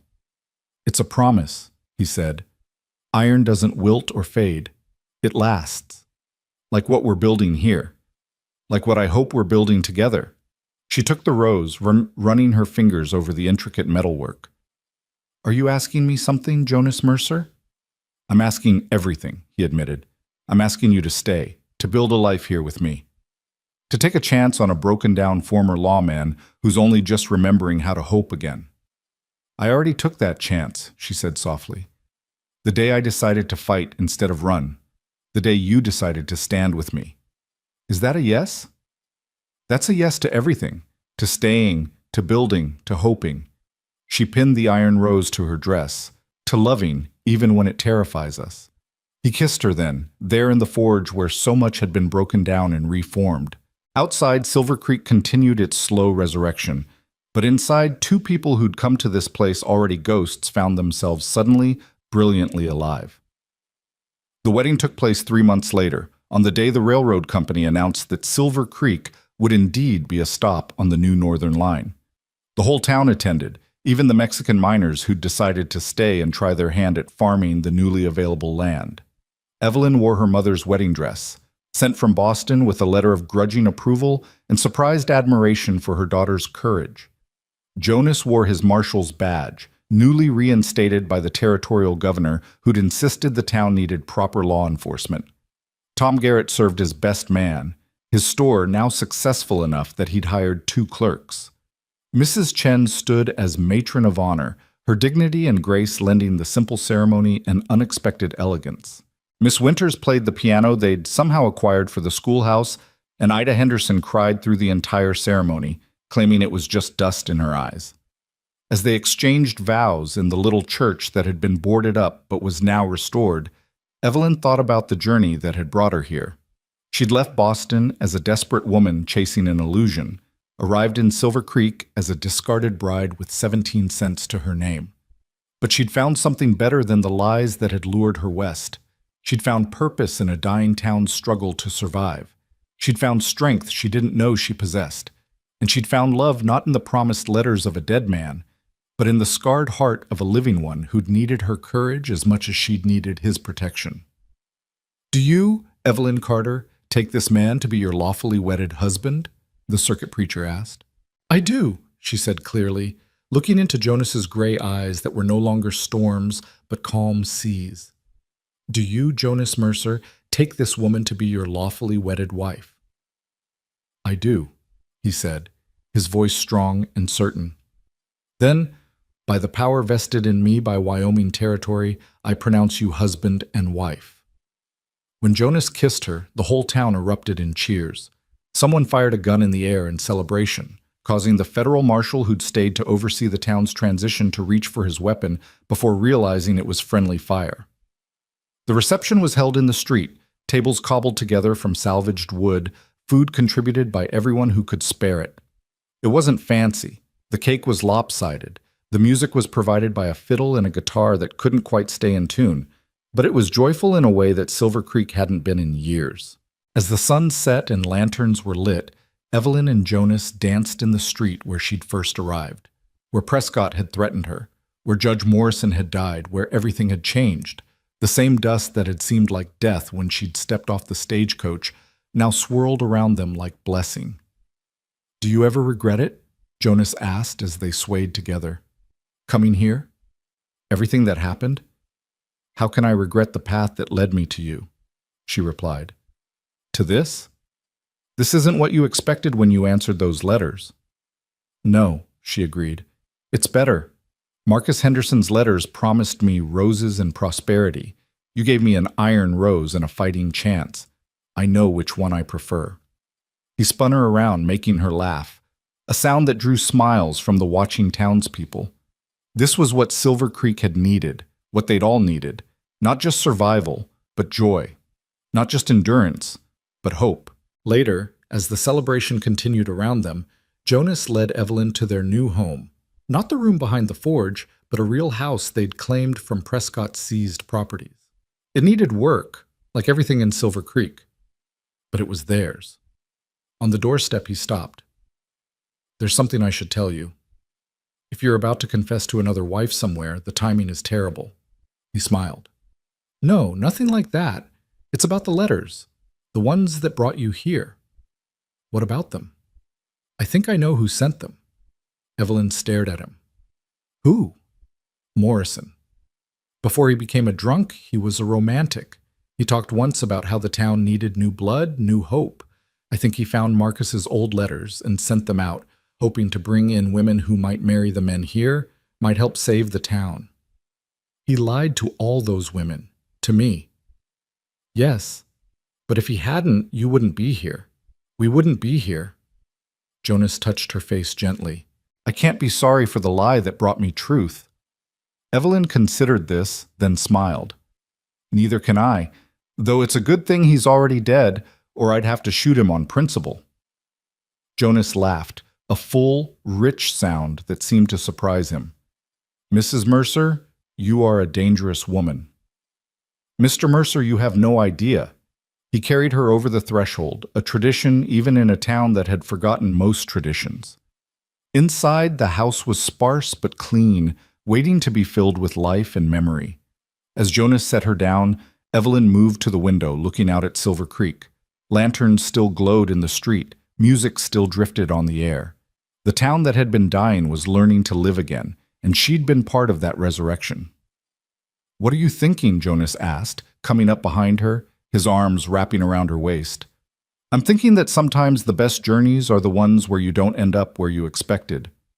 She leaned back against him. "I came here to be a mail-order bride to a ghost. Instead, I became a fighter, a builder, a wife to a man who forged me an iron rose." "And I was a ghost myself," Jonas said quietly, "until you brought me back to life." They stood there together, watching their town celebrate below, two people who'd found each other in the ruins and chosen to build something new. Outside, Silver Creek continued its tentative dance with hope.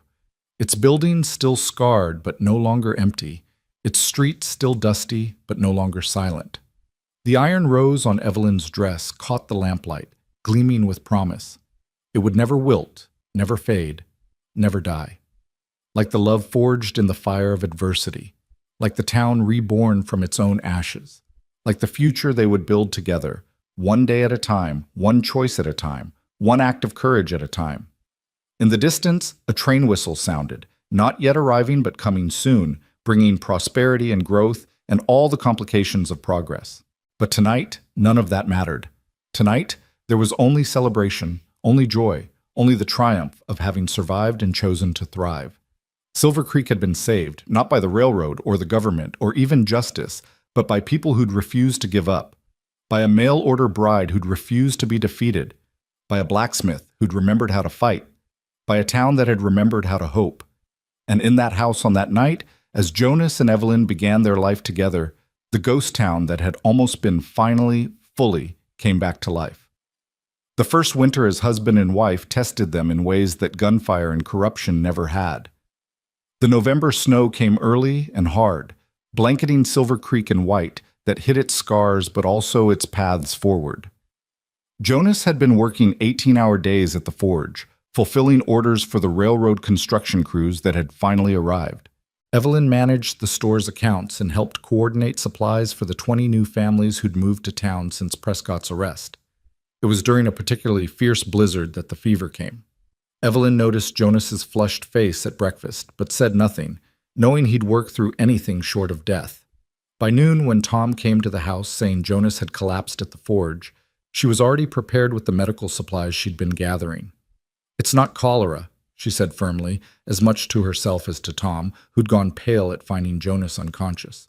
"It's exhaustion and pneumonia, nothing more." But as she sat beside their bed, cooling his burning forehead with damp cloths while the wind howled outside, she understood the terror that had driven Jonas into isolation after losing his family. The helplessness of watching someone you love suffer, unable to do anything but wait and hope. "Don't you dare die on me, Jonas Mercer," she whispered, gripping his hand. "We've come too far for you to leave me now." Mrs. Chen arrived with herbs and traditional remedies, moving with quiet efficiency. "He is strong," she said, preparing a tea that smelled of ginger and something bitter. "But strength alone does not heal. He must choose to stay." "What do you mean?" "Sometimes when the body is weak, the spirit remembers other paths. Easier paths." Mrs. Chen's dark eyes were knowing. He lost them in winter. Part of him might think it fitting to follow. Evelyn's hand tightened on Jonas's. "Then I'll remind him why he needs to stay." For 3 days and nights, while the blizzard raged, she barely left his side. She talked to him constantly, telling him about the town's progress, reading from the engineering books she'd found at his forge, describing their future in detail that made it real and solid as iron. "The railroad will be complete by spring," she said, spooning broth between his cracked lips. "We'll need to expand the store." Tom's already talking about building a second floor for additional goods. And Miss Winters wants to start a proper school, not just the one room she's using now. She'll need desks, supplies. The forge will be busier than ever.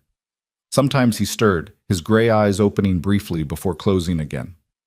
Once, he squeezed her hand and mumbled something that sounded like Margaret, and Evelyn's heart cracked a little, but she kept talking, kept fighting for him the way he'd fought for her.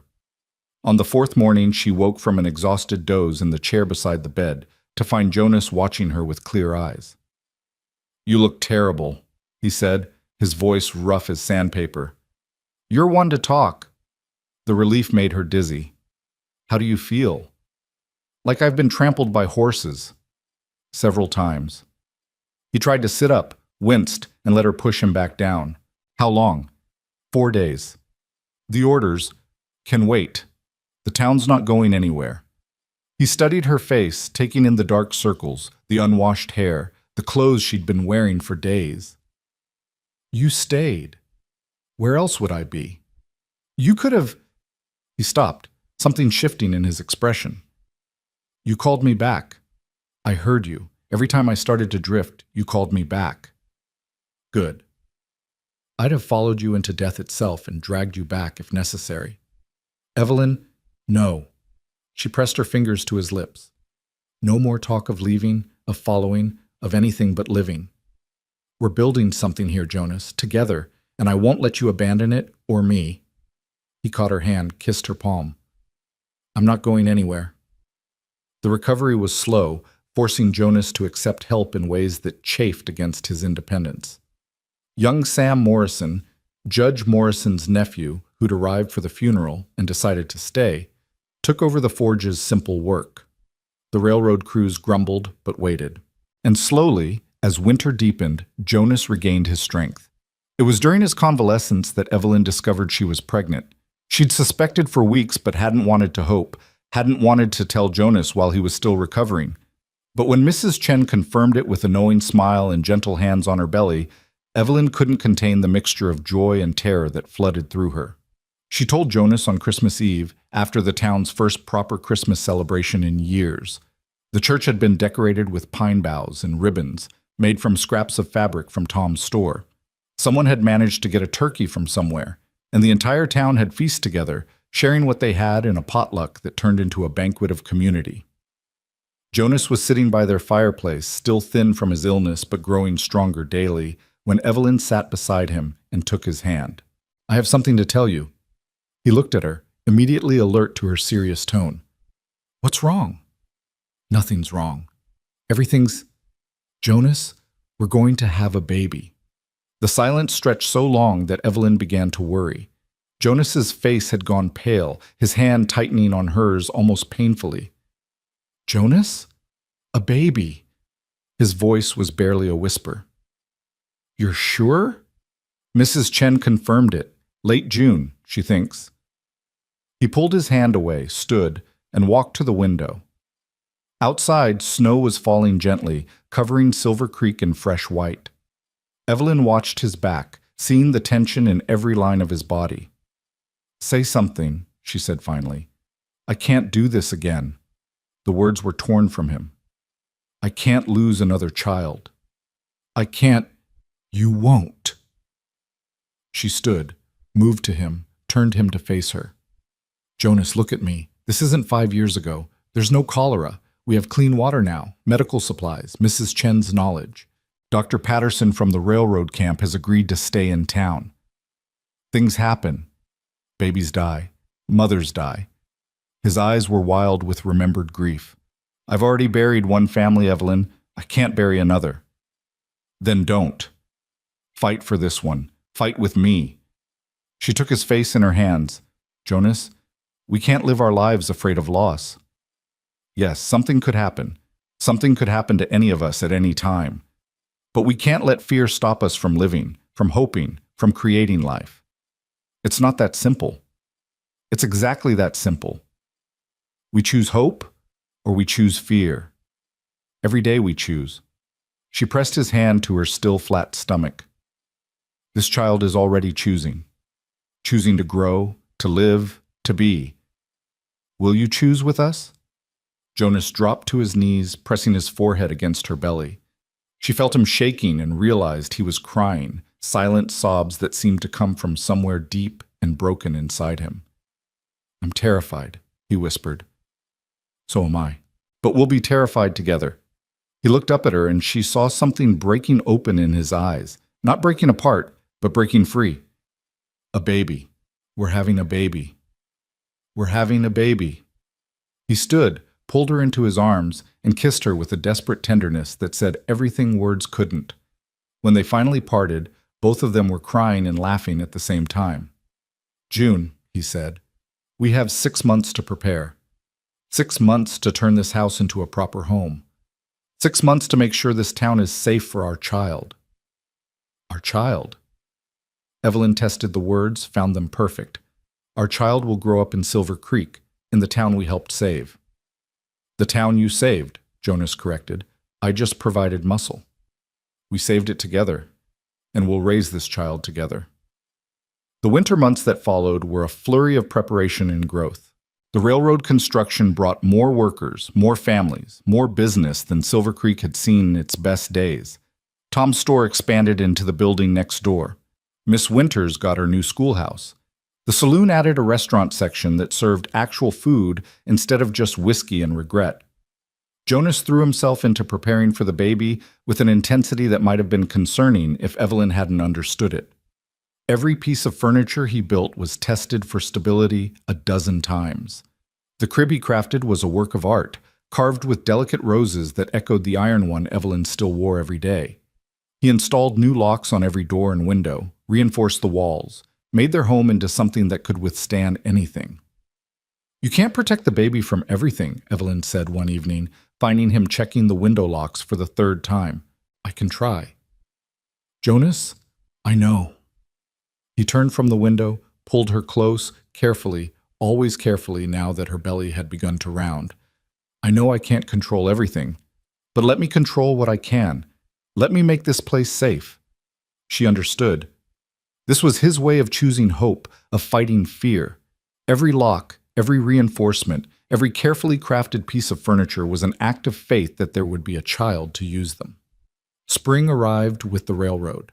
The first official train pulled into Silver Creek on April 15, 1890, and the entire town turned out to celebrate. Banners stretched across Main Street, the band from the railroad camp played, and speeches were made by various dignitaries who'd never heard of Silver Creek until it became briefly famous for standing up to corruption. Evelyn stood with Jonas on the platform they'd built beside the new depot, watching the black engine steam to a stop.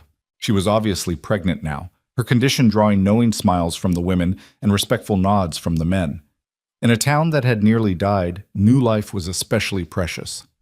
Look at that, Jonas said, his arm around her waist. 6 months ago, we thought this place was finished.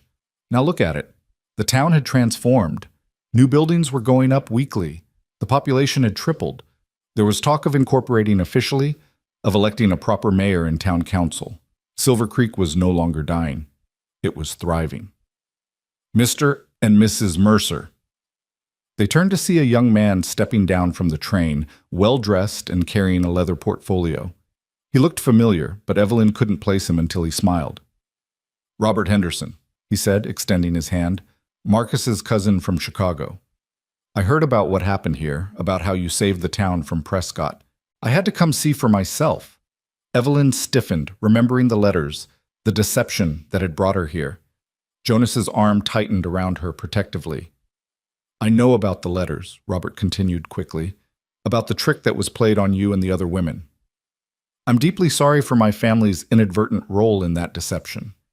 Marcus, he wasn't a bad man, just weak, and someone used his weakness to hurt innocent people. That's in the past, Evelyn said carefully. What brings you here now? Redemption, perhaps, and business. Robert opened his portfolio. I represent a group of investors interested in Silver Creek's future. We want to build a hotel, a proper one, to serve railroad passengers and the growing population.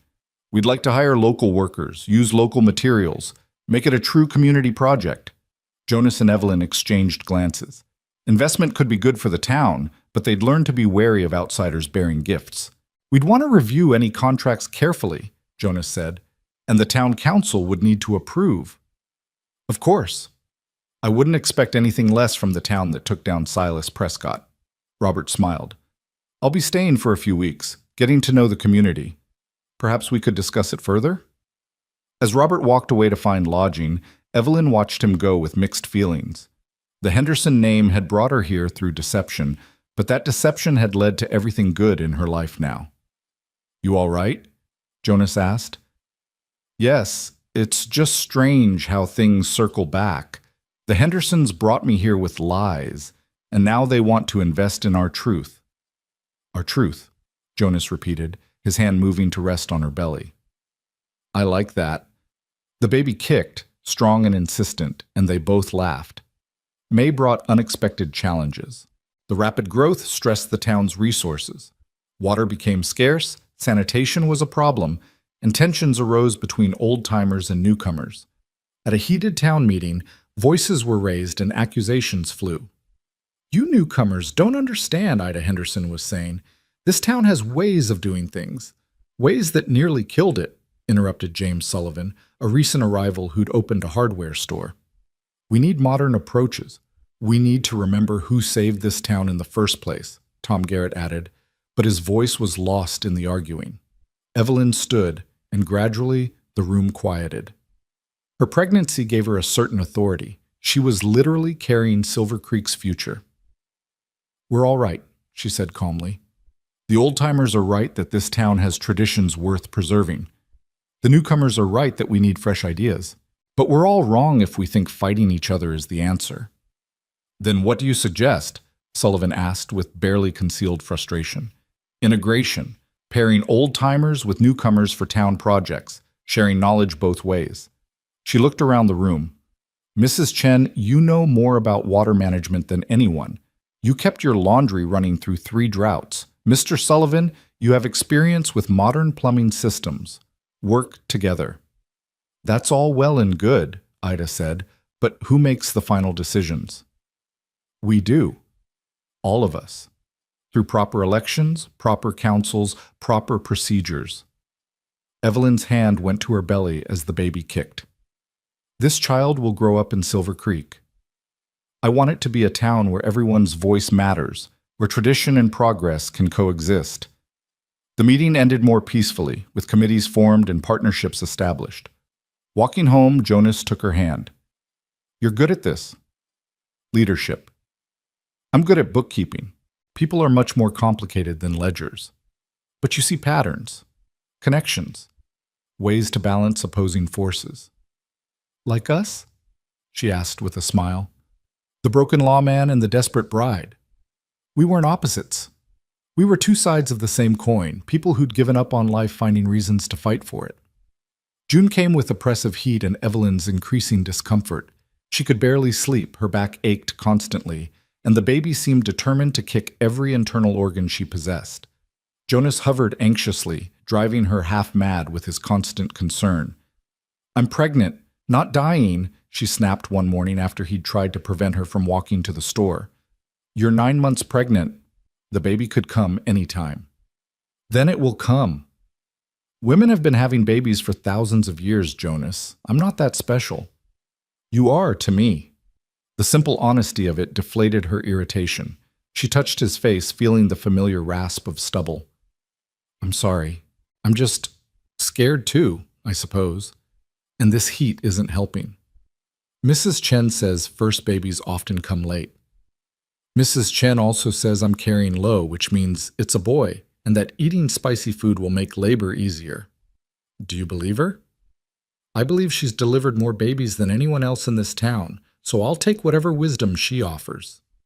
That evening, as they sat on their porch watching the sunset paint the mountains purple and gold, Evelyn felt the first contraction. It was mild, just a tightening, but she knew instantly what it was. Jonas. He was immediately alert. Is it? I think so, but first babies take time. Mrs. Chen said.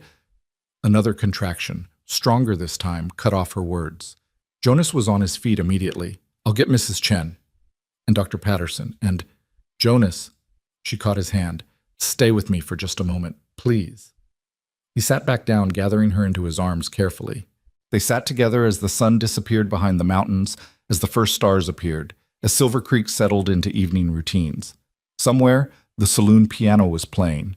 Somewhere, children were being called in for supper. Somewhere, life was continuing its ancient patterns. "Whatever happens," Evelyn said quietly, "I want you to know that these have been the best months of my life. Coming here, fighting for this town, falling in love with you, I regret none of it. Nothing's going to happen. You're going to be fine. The baby's going to be fine. I know, but I needed to say it, needed you to know." Another contraction made her gasp, and Jonas helped her to her feet. "Let's get you inside." The labor was long and difficult. Through the night and into the next day, Evelyn struggled to bring their child into the world. Jonas never left her side, letting her crush his hand during contractions, wiping her forehead with cool cloths, whispering encouragement when she thought she couldn't continue. Mrs. Chen was calm and efficient, her weathered hands gentle. Dr. Patterson hovered nervously. He was young, fresh from medical school, and clearly intimidated by Mrs. Chen's experience. "You're doing fine," Mrs. Chen said during a brief respite between contractions. "The baby is strong. You are strong." "I don't feel strong." Evelyn gasped. "Strength isn't about feeling. It's about continuing."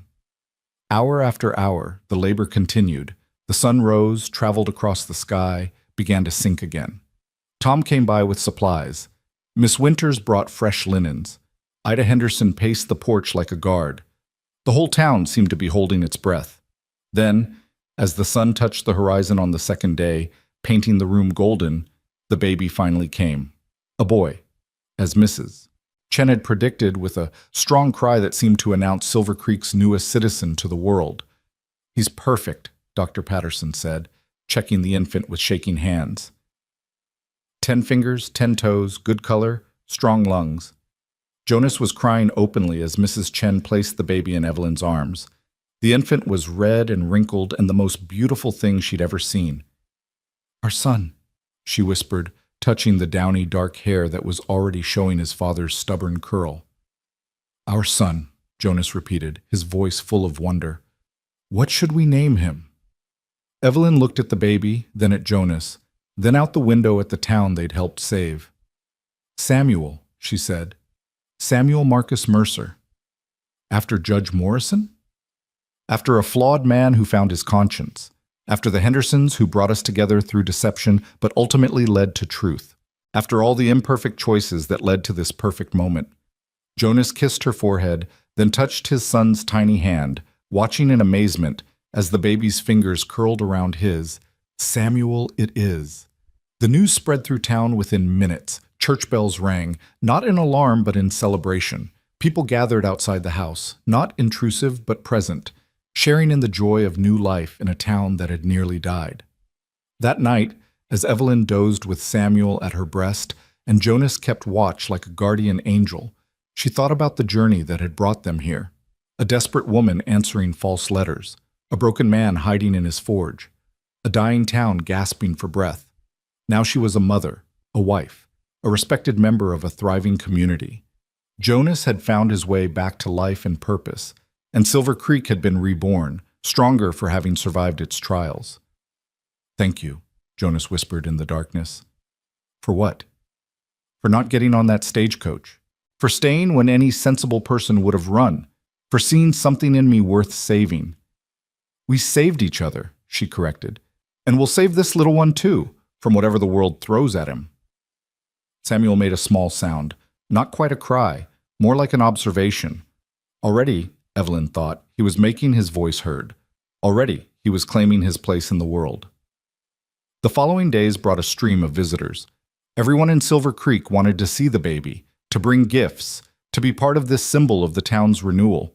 Robert Henderson brought an exquisite wooden rattle from Chicago. The railroad workers pooled money for a savings bond. Even the Mexican miners came down from their camp with a beautifully woven blanket. "This child," Mrs. Chen said, watching the procession of well-wishers, "belongs to the whole town. He is our future made flesh." It was a weighty thing to put on such tiny shoulders, but Evelyn understood. Samuel wasn't just their son. He was proof that life could flourish here, that families could grow, that Silver Creek had a future worth investing in. A week after Samuel's birth, Jonas returned to the forge, though he came home every few hours to check on them. Evelyn could hear his hammer ringing, a sound that had once seemed lonely but now sounded like building, creating, preparing. She was nursing Samuel one afternoon when Jonas came in carrying something wrapped in cloth. "I made something," he said, almost shyly. Inside the cloth was an iron butterfly, delicate as lace despite being made of metal. Its wings were spread as if about to take flight, and every detail was perfect. "It's beautiful," Evelyn breathed. "But why a butterfly?" "Because that's what you did to this town. To me. You helped us transform from something dying into something that could fly."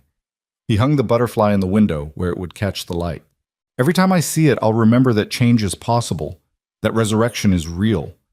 Jonas Mercer, you're becoming a poet." "You're a bad influence on me, Mrs. Mercer." Samuel gurgled, drawing their attention. He was looking at the butterfly, his unfocused eyes drawn to the way light played off the metal. "See," Jonas said, "he appreciates art already. He appreciates shiny things, like a magpie." "Our little magpie," Jonas agreed, and the casual endearment made Evelyn's heart swell. That evening, as they sat on the porch with Samuel sleeping in Evelyn's arms, they watched Silver Creek settling into night. Lights glowed in windows that had been dark for years. Voices carried on the evening air, families at dinner, friends gathering, life being lived. "I've been thinking," Jonas said, "about expanding the forge, taking on apprentices. The railroads brought enough work for 3 blacksmiths." "That's wonderful. Who would you train?" "The Morrison boy, for one. Sam's got good hands and needs direction. Maybe one of the younger Mexican men. They've got mining experience that translates well to metalwork." "Building a legacy," Evelyn said softly. "Building a future. For him." Jonas touched Samuel's tiny fist. "I want him to grow up in a town where people have opportunities, where hard work means something." "He will. We'll make sure of it." A month passed, then 2. Samuel grew with startling speed, his gray eyes, so like his father's, beginning to focus and track movement. He smiled for the first time when Jonas was singing him a lullaby, an old Irish tune that Jonas claimed his mother had sung to him. The town continued to grow around them. Robert Henderson's hotel broke ground, employing dozens of local workers. A newspaper started publication. The Silver Creek Phoenix, a name that captured the town's resurrection. New businesses opened monthly, and there was talk of building a proper hospital. It was during a town council meeting in September that the news came. Evelyn was there with Samuel, as she often was. The baby had become something of a council mascot, and his presence seemed to keep tempers cool during heated discussions. A telegram arrived for Jonas, delivered by young Sam Morrison, who'd become the telegraph operator. Jonas read it, his face going pale. "What is it?" Evelyn asked. "Prescott's dead. Killed trying to escape federal prison." He passed her the telegram. "But that's not the important part. Look at the second paragraph." She read, her eyes widening. Prescott's assets had been seized and liquidated. The money, nearly $50,000, was being returned to Silver Creek as restitution for his crimes. The council room erupted in discussion. $50,000 could transform the town completely. But how to use it? "A hospital," Dr. Patterson suggested immediately. "Better school facilities," Miss Winters countered. "Infrastructure," Sullivan, the hardware store owner, insisted. "Proper sewage, water systems, all of it," Evelyn said, standing carefully with Samuel in her arms. "We divide it 3 ways: health, education, and infrastructure. But we do it smart. We use the money to create things that will generate ongoing revenue. A hospital that serves the whole region, a school that can board students from outlying areas. Infrastructure that can support double our current population." "That's thinking ahead," Tom said admiringly. "That's what we need to do. Think ahead, plan for growth." She looked around the room. "Prescott tried to steal our future. Now his money will build it instead. There's justice in that." The vote was unanimous. Fall arrived with golden aspens and crisp air that made Samuel laugh when it tickled his face. Jonas had taken on 2 apprentices and was teaching them not just blacksmithing, but the pride of creation, the satisfaction of building something useful and lasting. Evelyn had returned to helping with the store's books, but also found herself increasingly involved in town planning. Her ability to see patterns, to balance competing needs, made her invaluable as Silver Creek navigated its transformation. One evening, as the first snow of winter began to fall, they received an unexpected visitor. A woman, young and tired-looking, stepped off the evening train clutching a familiar-looking letter. Evelyn met her at the depot. Samuel bundled against the cold in her arms. "You're here about the letters," Evelyn said. It wasn't a question. The woman nodded, tears in her eyes. "They said, Marcus Henderson, marriage." "Marcus Henderson is dead," Evelyn said gently. The letters were a deception. But Silver Creek is real, and it's thriving, and there are opportunities here for someone willing to work. I have nothing, just like you had nothing. Then you have everything you need to start. Evelyn smiled, remembering her own arrival. "Come, Mrs. Henderson, Ida, she still has that spare room. Tomorrow, we'll find you work. The hotel's hiring, the school needs assistance, there are dozens of possibilities." As she led the woman, Mary, her name was Mary, through the snowy streets, Evelyn pointed out the changes. The new buildings, the busy shops, the children playing despite the cold. "But why?" Mary asked. "Why would you help me?" "I'm nobody to you." "Someone helped me once," Evelyn replied. "Several someones, actually. They gave me a chance when I had nothing but anger and 17 cents. Now it's my turn to pass that on." They reached Ida's house, warm light spilling from the windows. Through the glass, Evelyn could see Jonas inside, apparently helping Ida with some repair. He looked up, saw her, smiled that smile that still made her heart skip. "Besides," Evelyn added, "this town was built on second chances. On people who refuse to give up. You answered those letters because you were brave enough to want something better. That's not nothing. That's everything." Mary was crying now, but it looked like relief rather than sorrow. Ida opened the door, took one look at the situation, and ushered Mary inside with promises of hot food and a warm bed. Jonas came out, took Samuel from Evelyn's arms. "Another one?" "Another one. But the last, I think. The word's gotten out about the deception. But not about the opportunity." No, that story's just beginning. They walked home through the falling snow, Samuel asleep against Jonas's chest. The town around them was alive with evening activity. The saloon's music, the restaurant's clatter, the sound of families and futures being built. "Do you ever think about it?" Jonas asked. "What would have happened if the letters had been real? If Marcus Henderson had been alive and waiting?" "Sometimes," Evelyn admitted, "but not with regret. I would have married a stranger for security. Instead, I found you. I found this." She gestured to the town around them. "I found myself. And I found my way back to life," Jonas said. "Though I still say you're a dangerous woman, Evelyn Mercer. The most dangerous. I came to this town with nothing and somehow convinced everyone to fight an impossible battle. And won." "We won," she corrected. "All of us, together." They reached their house, warm and welcoming, with the butterfly in the window catching moonlight and the iron rose on the mantel where Evelyn placed it each night. Samuel stirred as they entered, making small sounds that weren't quite words but would be soon. This child would grow up in a different Silver Creek than the one Evelyn had found. A living town instead of a dying one, a place of hope instead of despair. He would know his father as a respected craftsman and lawman, not a broken recluse. He would know his mother as a builder and leader, not a discarded bride. He would know that sometimes the worst deceptions could lead to the greatest truths. That sometimes you had to fight for what mattered.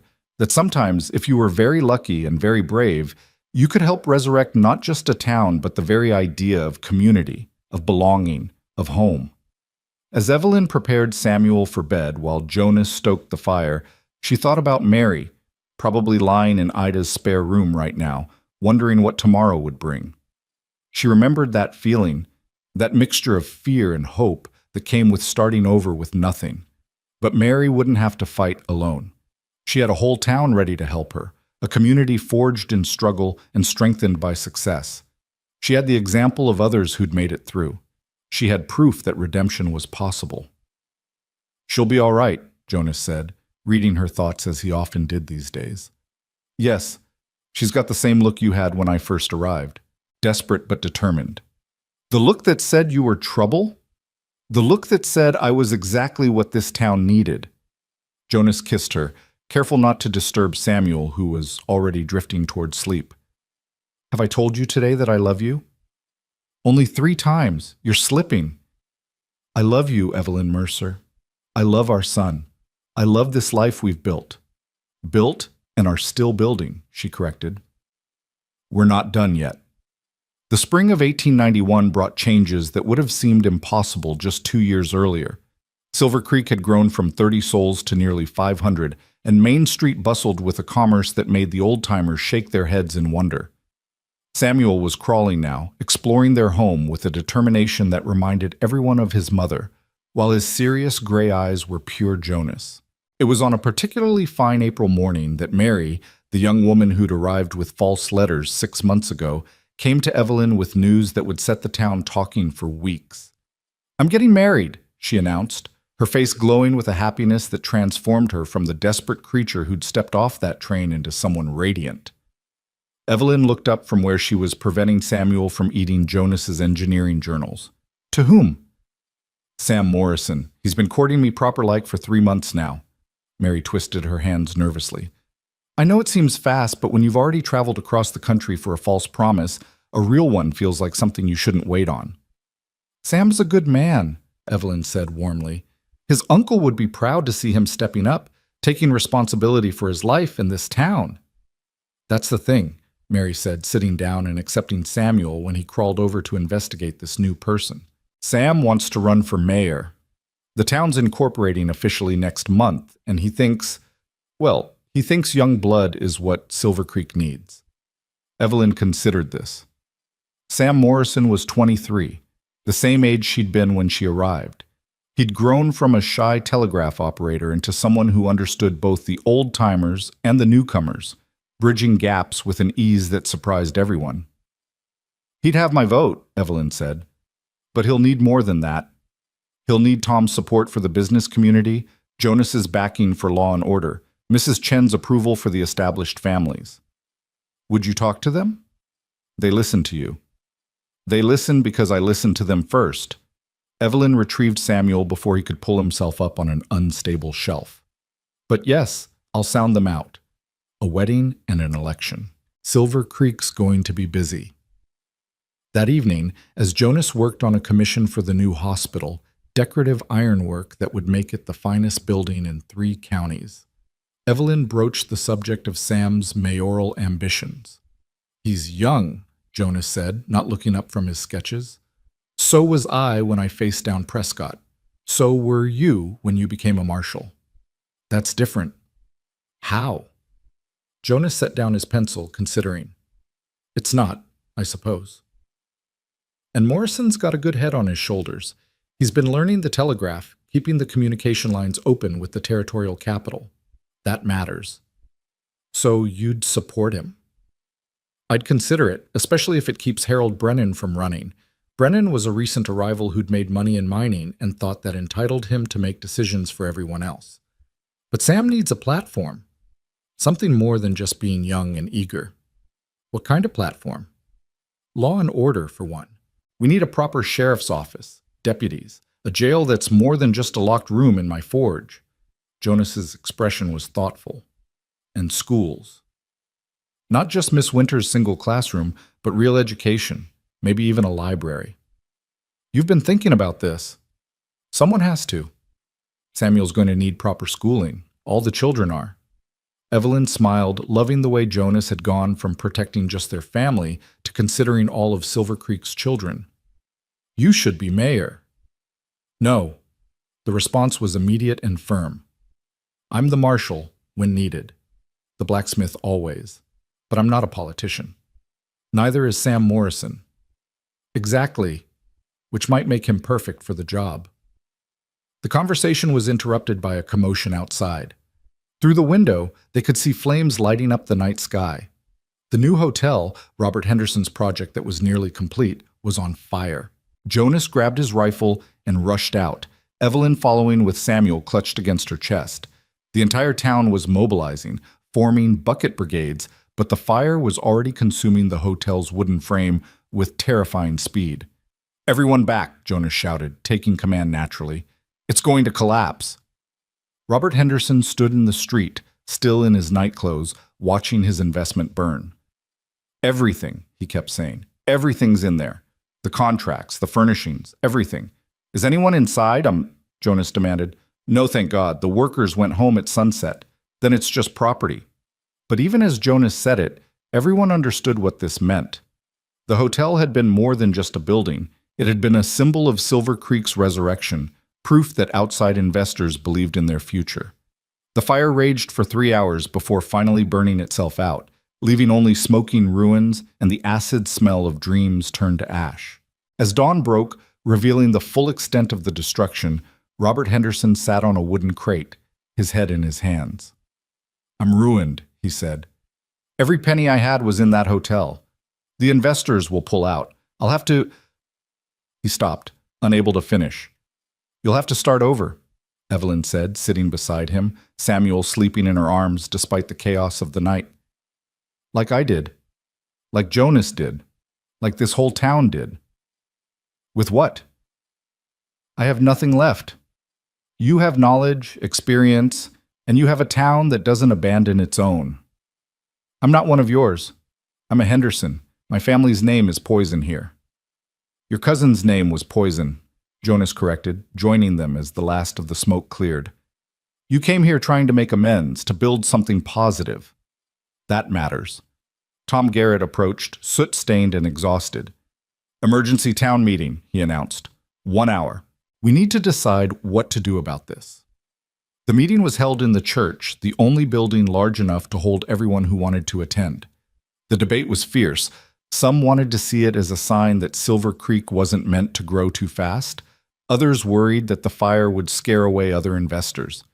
But it was Sam Morrison who stood up with a proposal that surprised everyone. "We rebuild it," he said simply. "Not Robert alone. All of us. We form a cooperative. Everyone invests what they can and we own it together. A hotel that belongs to Silver Creek, not to outsiders." "With what money?" Harold Brennan scoffed. "This town barely has 2 nickels to rub together." "With Prescott's money," Sam continued, "we allocated funds for infrastructure. What's a hotel but infrastructure for growth? It brings visitors, encourages trade, provides jobs. The money's already designated," Dr. Patterson protested. "Then we redesignate it. Or part of it." Sam looked around the room, his young face earnest. "This is our chance to show that Silver Creek doesn't just survive disasters. We grow stronger from them." The debate continued for 2 hours, but gradually, Sam's vision gained support. Mrs. Chen offered to invest her savings. The Hendricks brothers, who'd returned after Prescott's arrest, pledged lumber from their ranch. Even the Mexican miners offered their labor for fair wages. "I'll manage the construction," Jonas said finally. "Make sure it's built right. Fireproof this time. Brick and iron instead of wood." "I'll keep the books," Evelyn added. "Make sure every penny is accounted for, every investor protected." Robert Henderson looked around the room in amazement. "You do this? After my family's deception brought such trouble?" "Your family's deception brought Evelyn here," Ida Henderson said with her characteristic directness. "And she saved us all." "Sometimes God works in mysterious ways, boy. Question is, are you going to be part of this town's future or not?" Robert straightened his shoulders. "I'm in. Whatever you need, my knowledge, my connections, my labor, it's yours." The vote was called, and it passed overwhelmingly. Silver Creek would rebuild the hotel as a community project, a testament to their resilience and unity. As people filed out, making plans and pledging resources, Sam Morrison caught Evelyn's arm. "Thank you for supporting me in there. You supported yourself." "That was a politician's solution, Sam. Maybe you're more ready for this than you think." 2 weeks later, Sam Morrison and Mary were married in the same church where Evelyn and Jonas had exchanged vows. It was a simpler affair than some of the recent weddings. Mary had no family to invite, and Sam's only relative was buried in the cemetery. But the entire town turned out to celebrate. Mary wore a dress that Mrs. Chen had sewn, incorporating fabric from Tom's store that Evelyn had discovered in that first chaotic inventory. Sam wore his telegraph operator's suit, cleaned and pressed, with a new tie that Jonas had gifted him.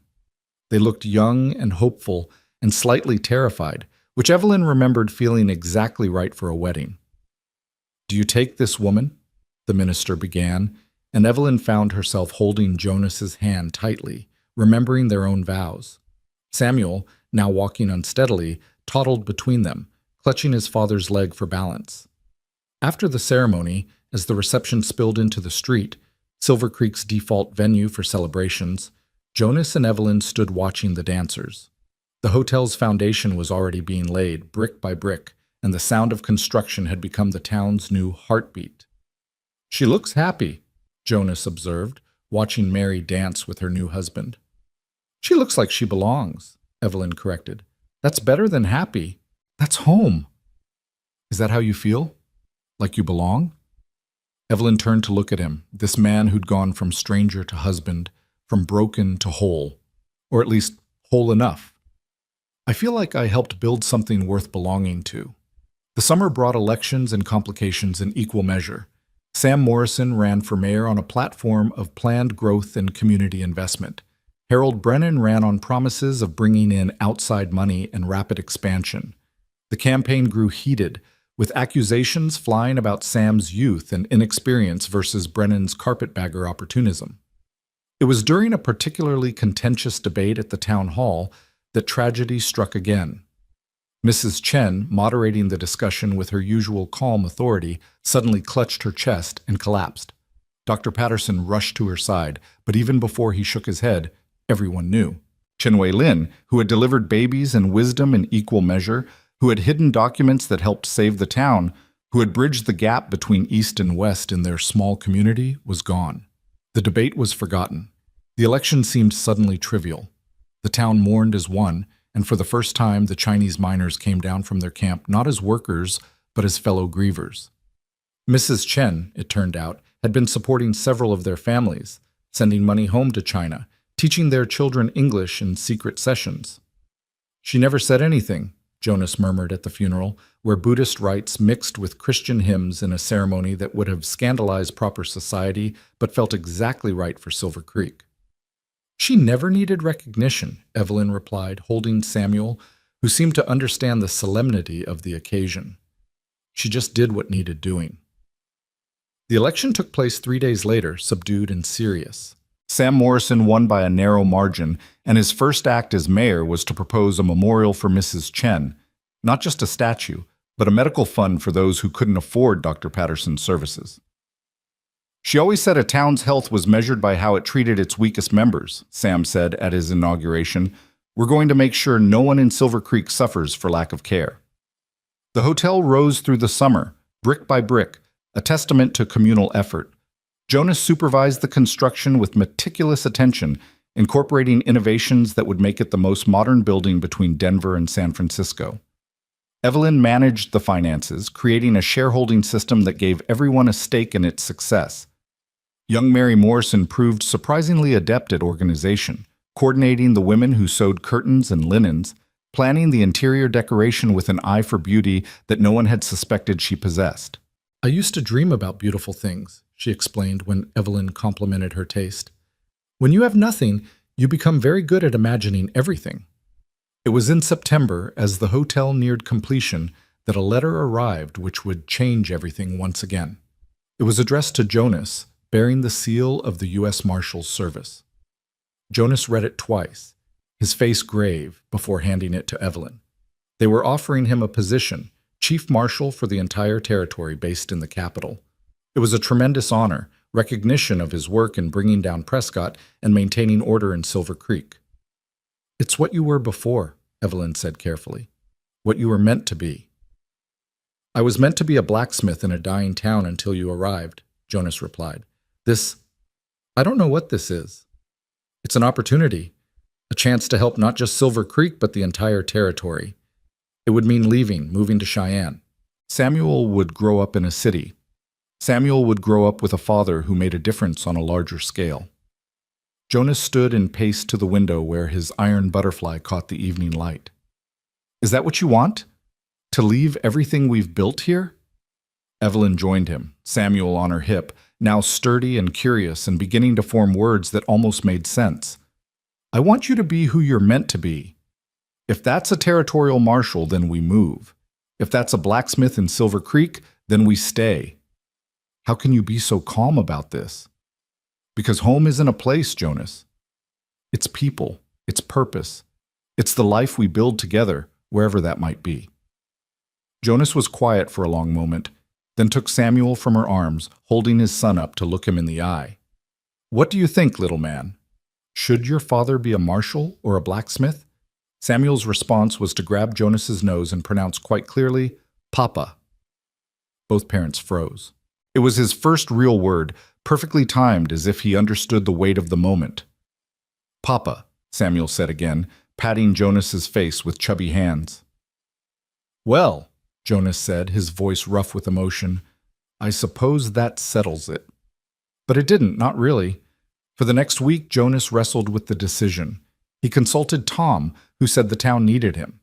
He talked to Sam Morrison, who said the territory needed him.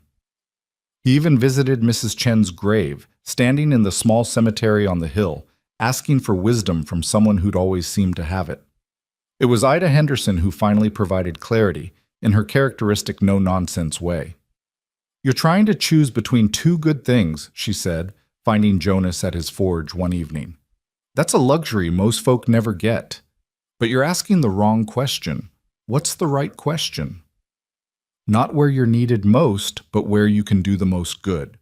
A blacksmith serves his town. A territorial marshal serves thousands. But a man who's been both, who understands both justice and creation, that man could shape the whole territory's future. And leave Silver Creek behind? Silver Creek doesn't need you to save it anymore. You and Evelyn already did that. Now it needs you to represent it, to make sure what happened here doesn't happen in other towns.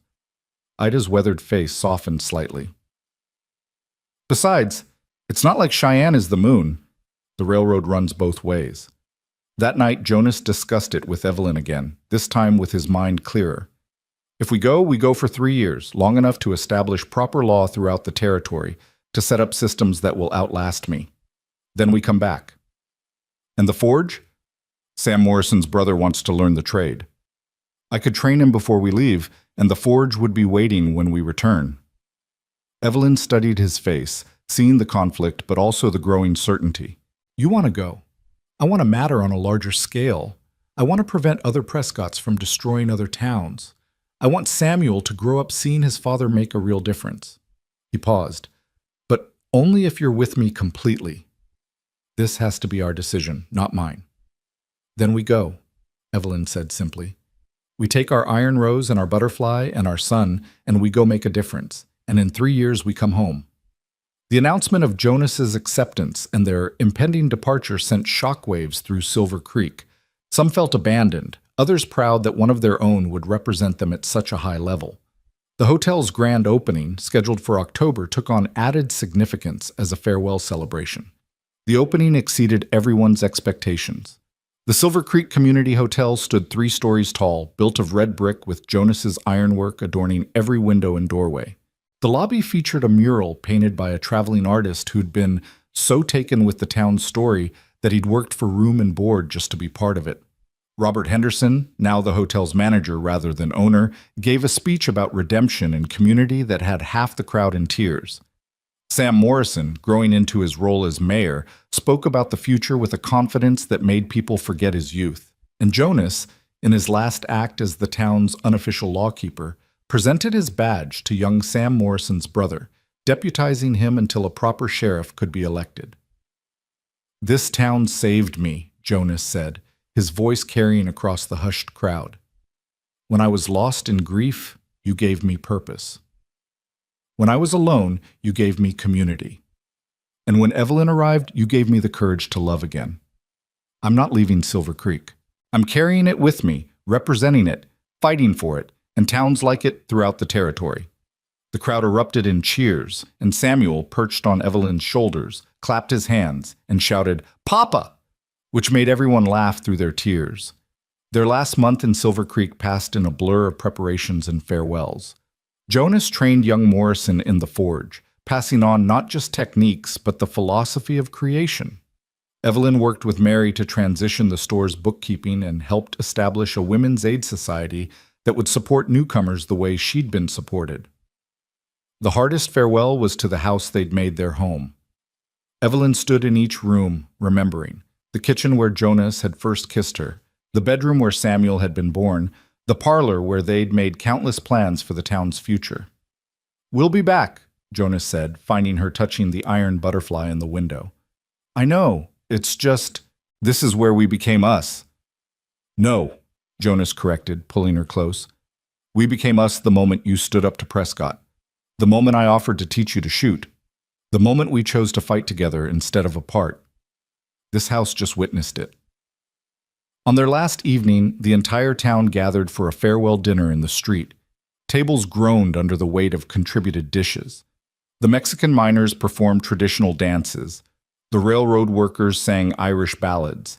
Even Harold Brennan, who'd lost the election but gained respect for accepting it gracefully, gave a toast to the couple who taught us that courage comes in many forms. As the evening wound down, Robert Henderson approached with a wrapped package. "A going-away present," he said, "and an apology for my family's part in bringing you here under false pretenses." Inside was a daguerreotype of the entire town, taken that very day, with everyone arranged in front of the new hotel. In the center stood Jonas and Evelyn with Samuel, surrounded by all the lives they'd touched and changed. "So you don't forget us," Robert said. "As if we could," Evelyn replied, tears streaming down her face. The next morning dawned crisp and clear. Half the town gathered at the depot to see them off, the other half claiming they had dust in their eyes and couldn't possibly come. Jonas lifted their trunks onto the train while Evelyn held Samuel, who seemed fascinated by the great iron engine. Tom Garrett pressed a ledger into Evelyn's hands. "The store's accounts. In case you get bored and want to check my math from afar." Sam Morrison shook Jonas's hand formally, then abandoned dignity to embrace him. "Thank you for believing I could be more than a telegraph operator." Mary Morrison kissed Evelyn's cheek. "Thank you for showing me that starting over with nothing doesn't mean ending with nothing." Even Ida Henderson had come, looking stern as always, but with suspiciously bright eyes. "You did good, girl. Both of you did good. Now go do good somewhere else, and then come home." As the train whistle blew its warning, Jonas helped Evelyn and Samuel aboard. They found seats by a window looking out at the gathered crowd. Silver Creek spread behind them, no longer a ghost town, but a living, thriving community with new buildings rising, children playing in the streets, and hope written in every face. "Ready?" Jonas asked, taking her hand. "Ready," Evelyn confirmed, though her throat was tight with emotion. The train lurched into motion, and Samuel laughed with delight at the movement. The crowd waved, some running alongside the train until it picked up too much speed. Evelyn waved back until Silver Creek disappeared around a bend, replaced by open prairie and infinite sky. "It's not goodbye," Jonas said softly. "No," Evelyn agreed, settling Samuel more comfortably on her lap. "It's just the next chapter."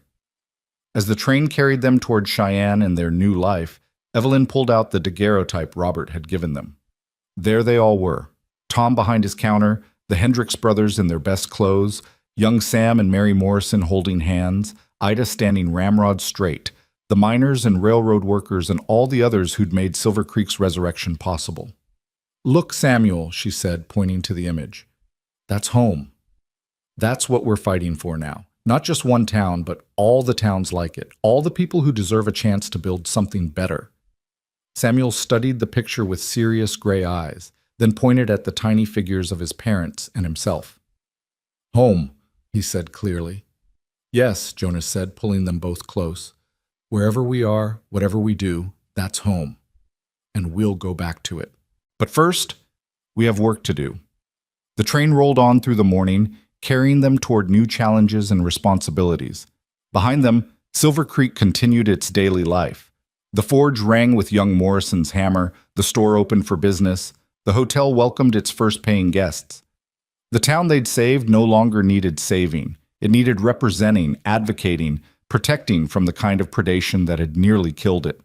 And that's what Jonas would do as territorial marshal, with Evelyn beside him keeping the books balanced and the cause just, with Samuel growing up to understand that sometimes the hardest battles weren't fought with guns, but with persistence, courage, and an absolute refusal to give up. 3 years, they'd promised. 3 years to make a difference on a larger scale than home to Silver Creek.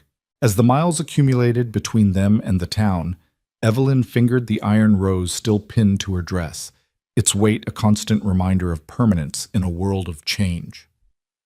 "Tell me again why we're doing this," she said to Jonas, needing to hear it one more time. "Because we can. Because we must. Because Samuel deserves a father who didn't just save one town but helped save them all." He paused, then added with a slight smile, "And because you're still a dangerous woman, Evelyn Mercer, and the whole territory deserves to benefit from that danger." She laughed, startling Samuel, who then laughed too, the sound filling their compartment with joy. "Then God help the criminals and corrupt officials of Wyoming Territory. They have no idea what's coming." "No," Jonas agreed, "they really don't." As afternoon painted the prairie gold, Evelyn opened the ledger Tom had given her, unsurprised to find his math was indeed off in several places. She began making corrections, the familiar work soothing. Jonas dozed, exhausted from the emotions of departure. Samuel played with the wooden train Robert Henderson had carved for him, making whooshing sounds that might have been the wind or the engine or just the pure joy of movement. This wasn't the life Evelyn had imagined when she'd answered those fraudulent letters. It wasn't the bitter disappointment of arrival at a ghost town or even the triumph of resurrection they'd achieved. It was something more. A life of purpose that extended beyond personal happiness to communal responsibility. She thought of Mary, now helping to run the store, finding her own strength. Of Sam Morrison, young and eager, learning to lead. Of Robert Henderson, finding redemption in service rather than profit. Of all the lives that had intersected in Silver Creek, creating something greater than the sum of their parts. The train whistle sounded, long and lonely across the prairie, but Evelyn didn't hear loneliness in it anymore. She heard promise. She heard possibility. She heard the future calling, and she was ready to answer. "Next stop, Cheyenne," the conductor called. Jonas stirred, opened his eyes, met Evelyn's gaze. "No regrets?" "None." "You? How could I regret the path that brought me you?" They were the same words she'd spoken to him once, turned back now like a gift, like a promise. Like the circle of their iron rose, perfect, permanent, and unbreakable. The train carried them forward into the afternoon sun, toward new challenges and opportunities. But part of them would always remain in Silver Creek, in the town that had taught them that sometimes the greatest gifts came disguised as the cruelest deceptions, that sometimes you had to lose everything to find what really mattered, and that sometimes, if you were very brave and very lucky, you could help birth hope from the ashes of despair. In 3 years, they would return to find Silver Creek thriving beyond even their imagination, a proper town with schools and churches, businesses and laws, families growing and prospering. They would return as heroes, but more importantly, as neighbors, as friends, as family. But that was the future. For now, there was just the train rolling through the prairie, a family united in purpose, and the knowledge that they'd already done the impossible once. Whatever came next, they would face it together, with the strength forged in Silver Creek's fires and the love that had bloomed in its ashes. The iron rose caught the light through the train window, throwing tiny rainbows across the compartment. Samuel reached for them, laughing when they danced away from his grasp, not understanding yet that some things, light, hope, love, couldn't be caught but only experienced, only shared, only passed on from one heart to another, one generation to the next, one town to all the towns that would come after.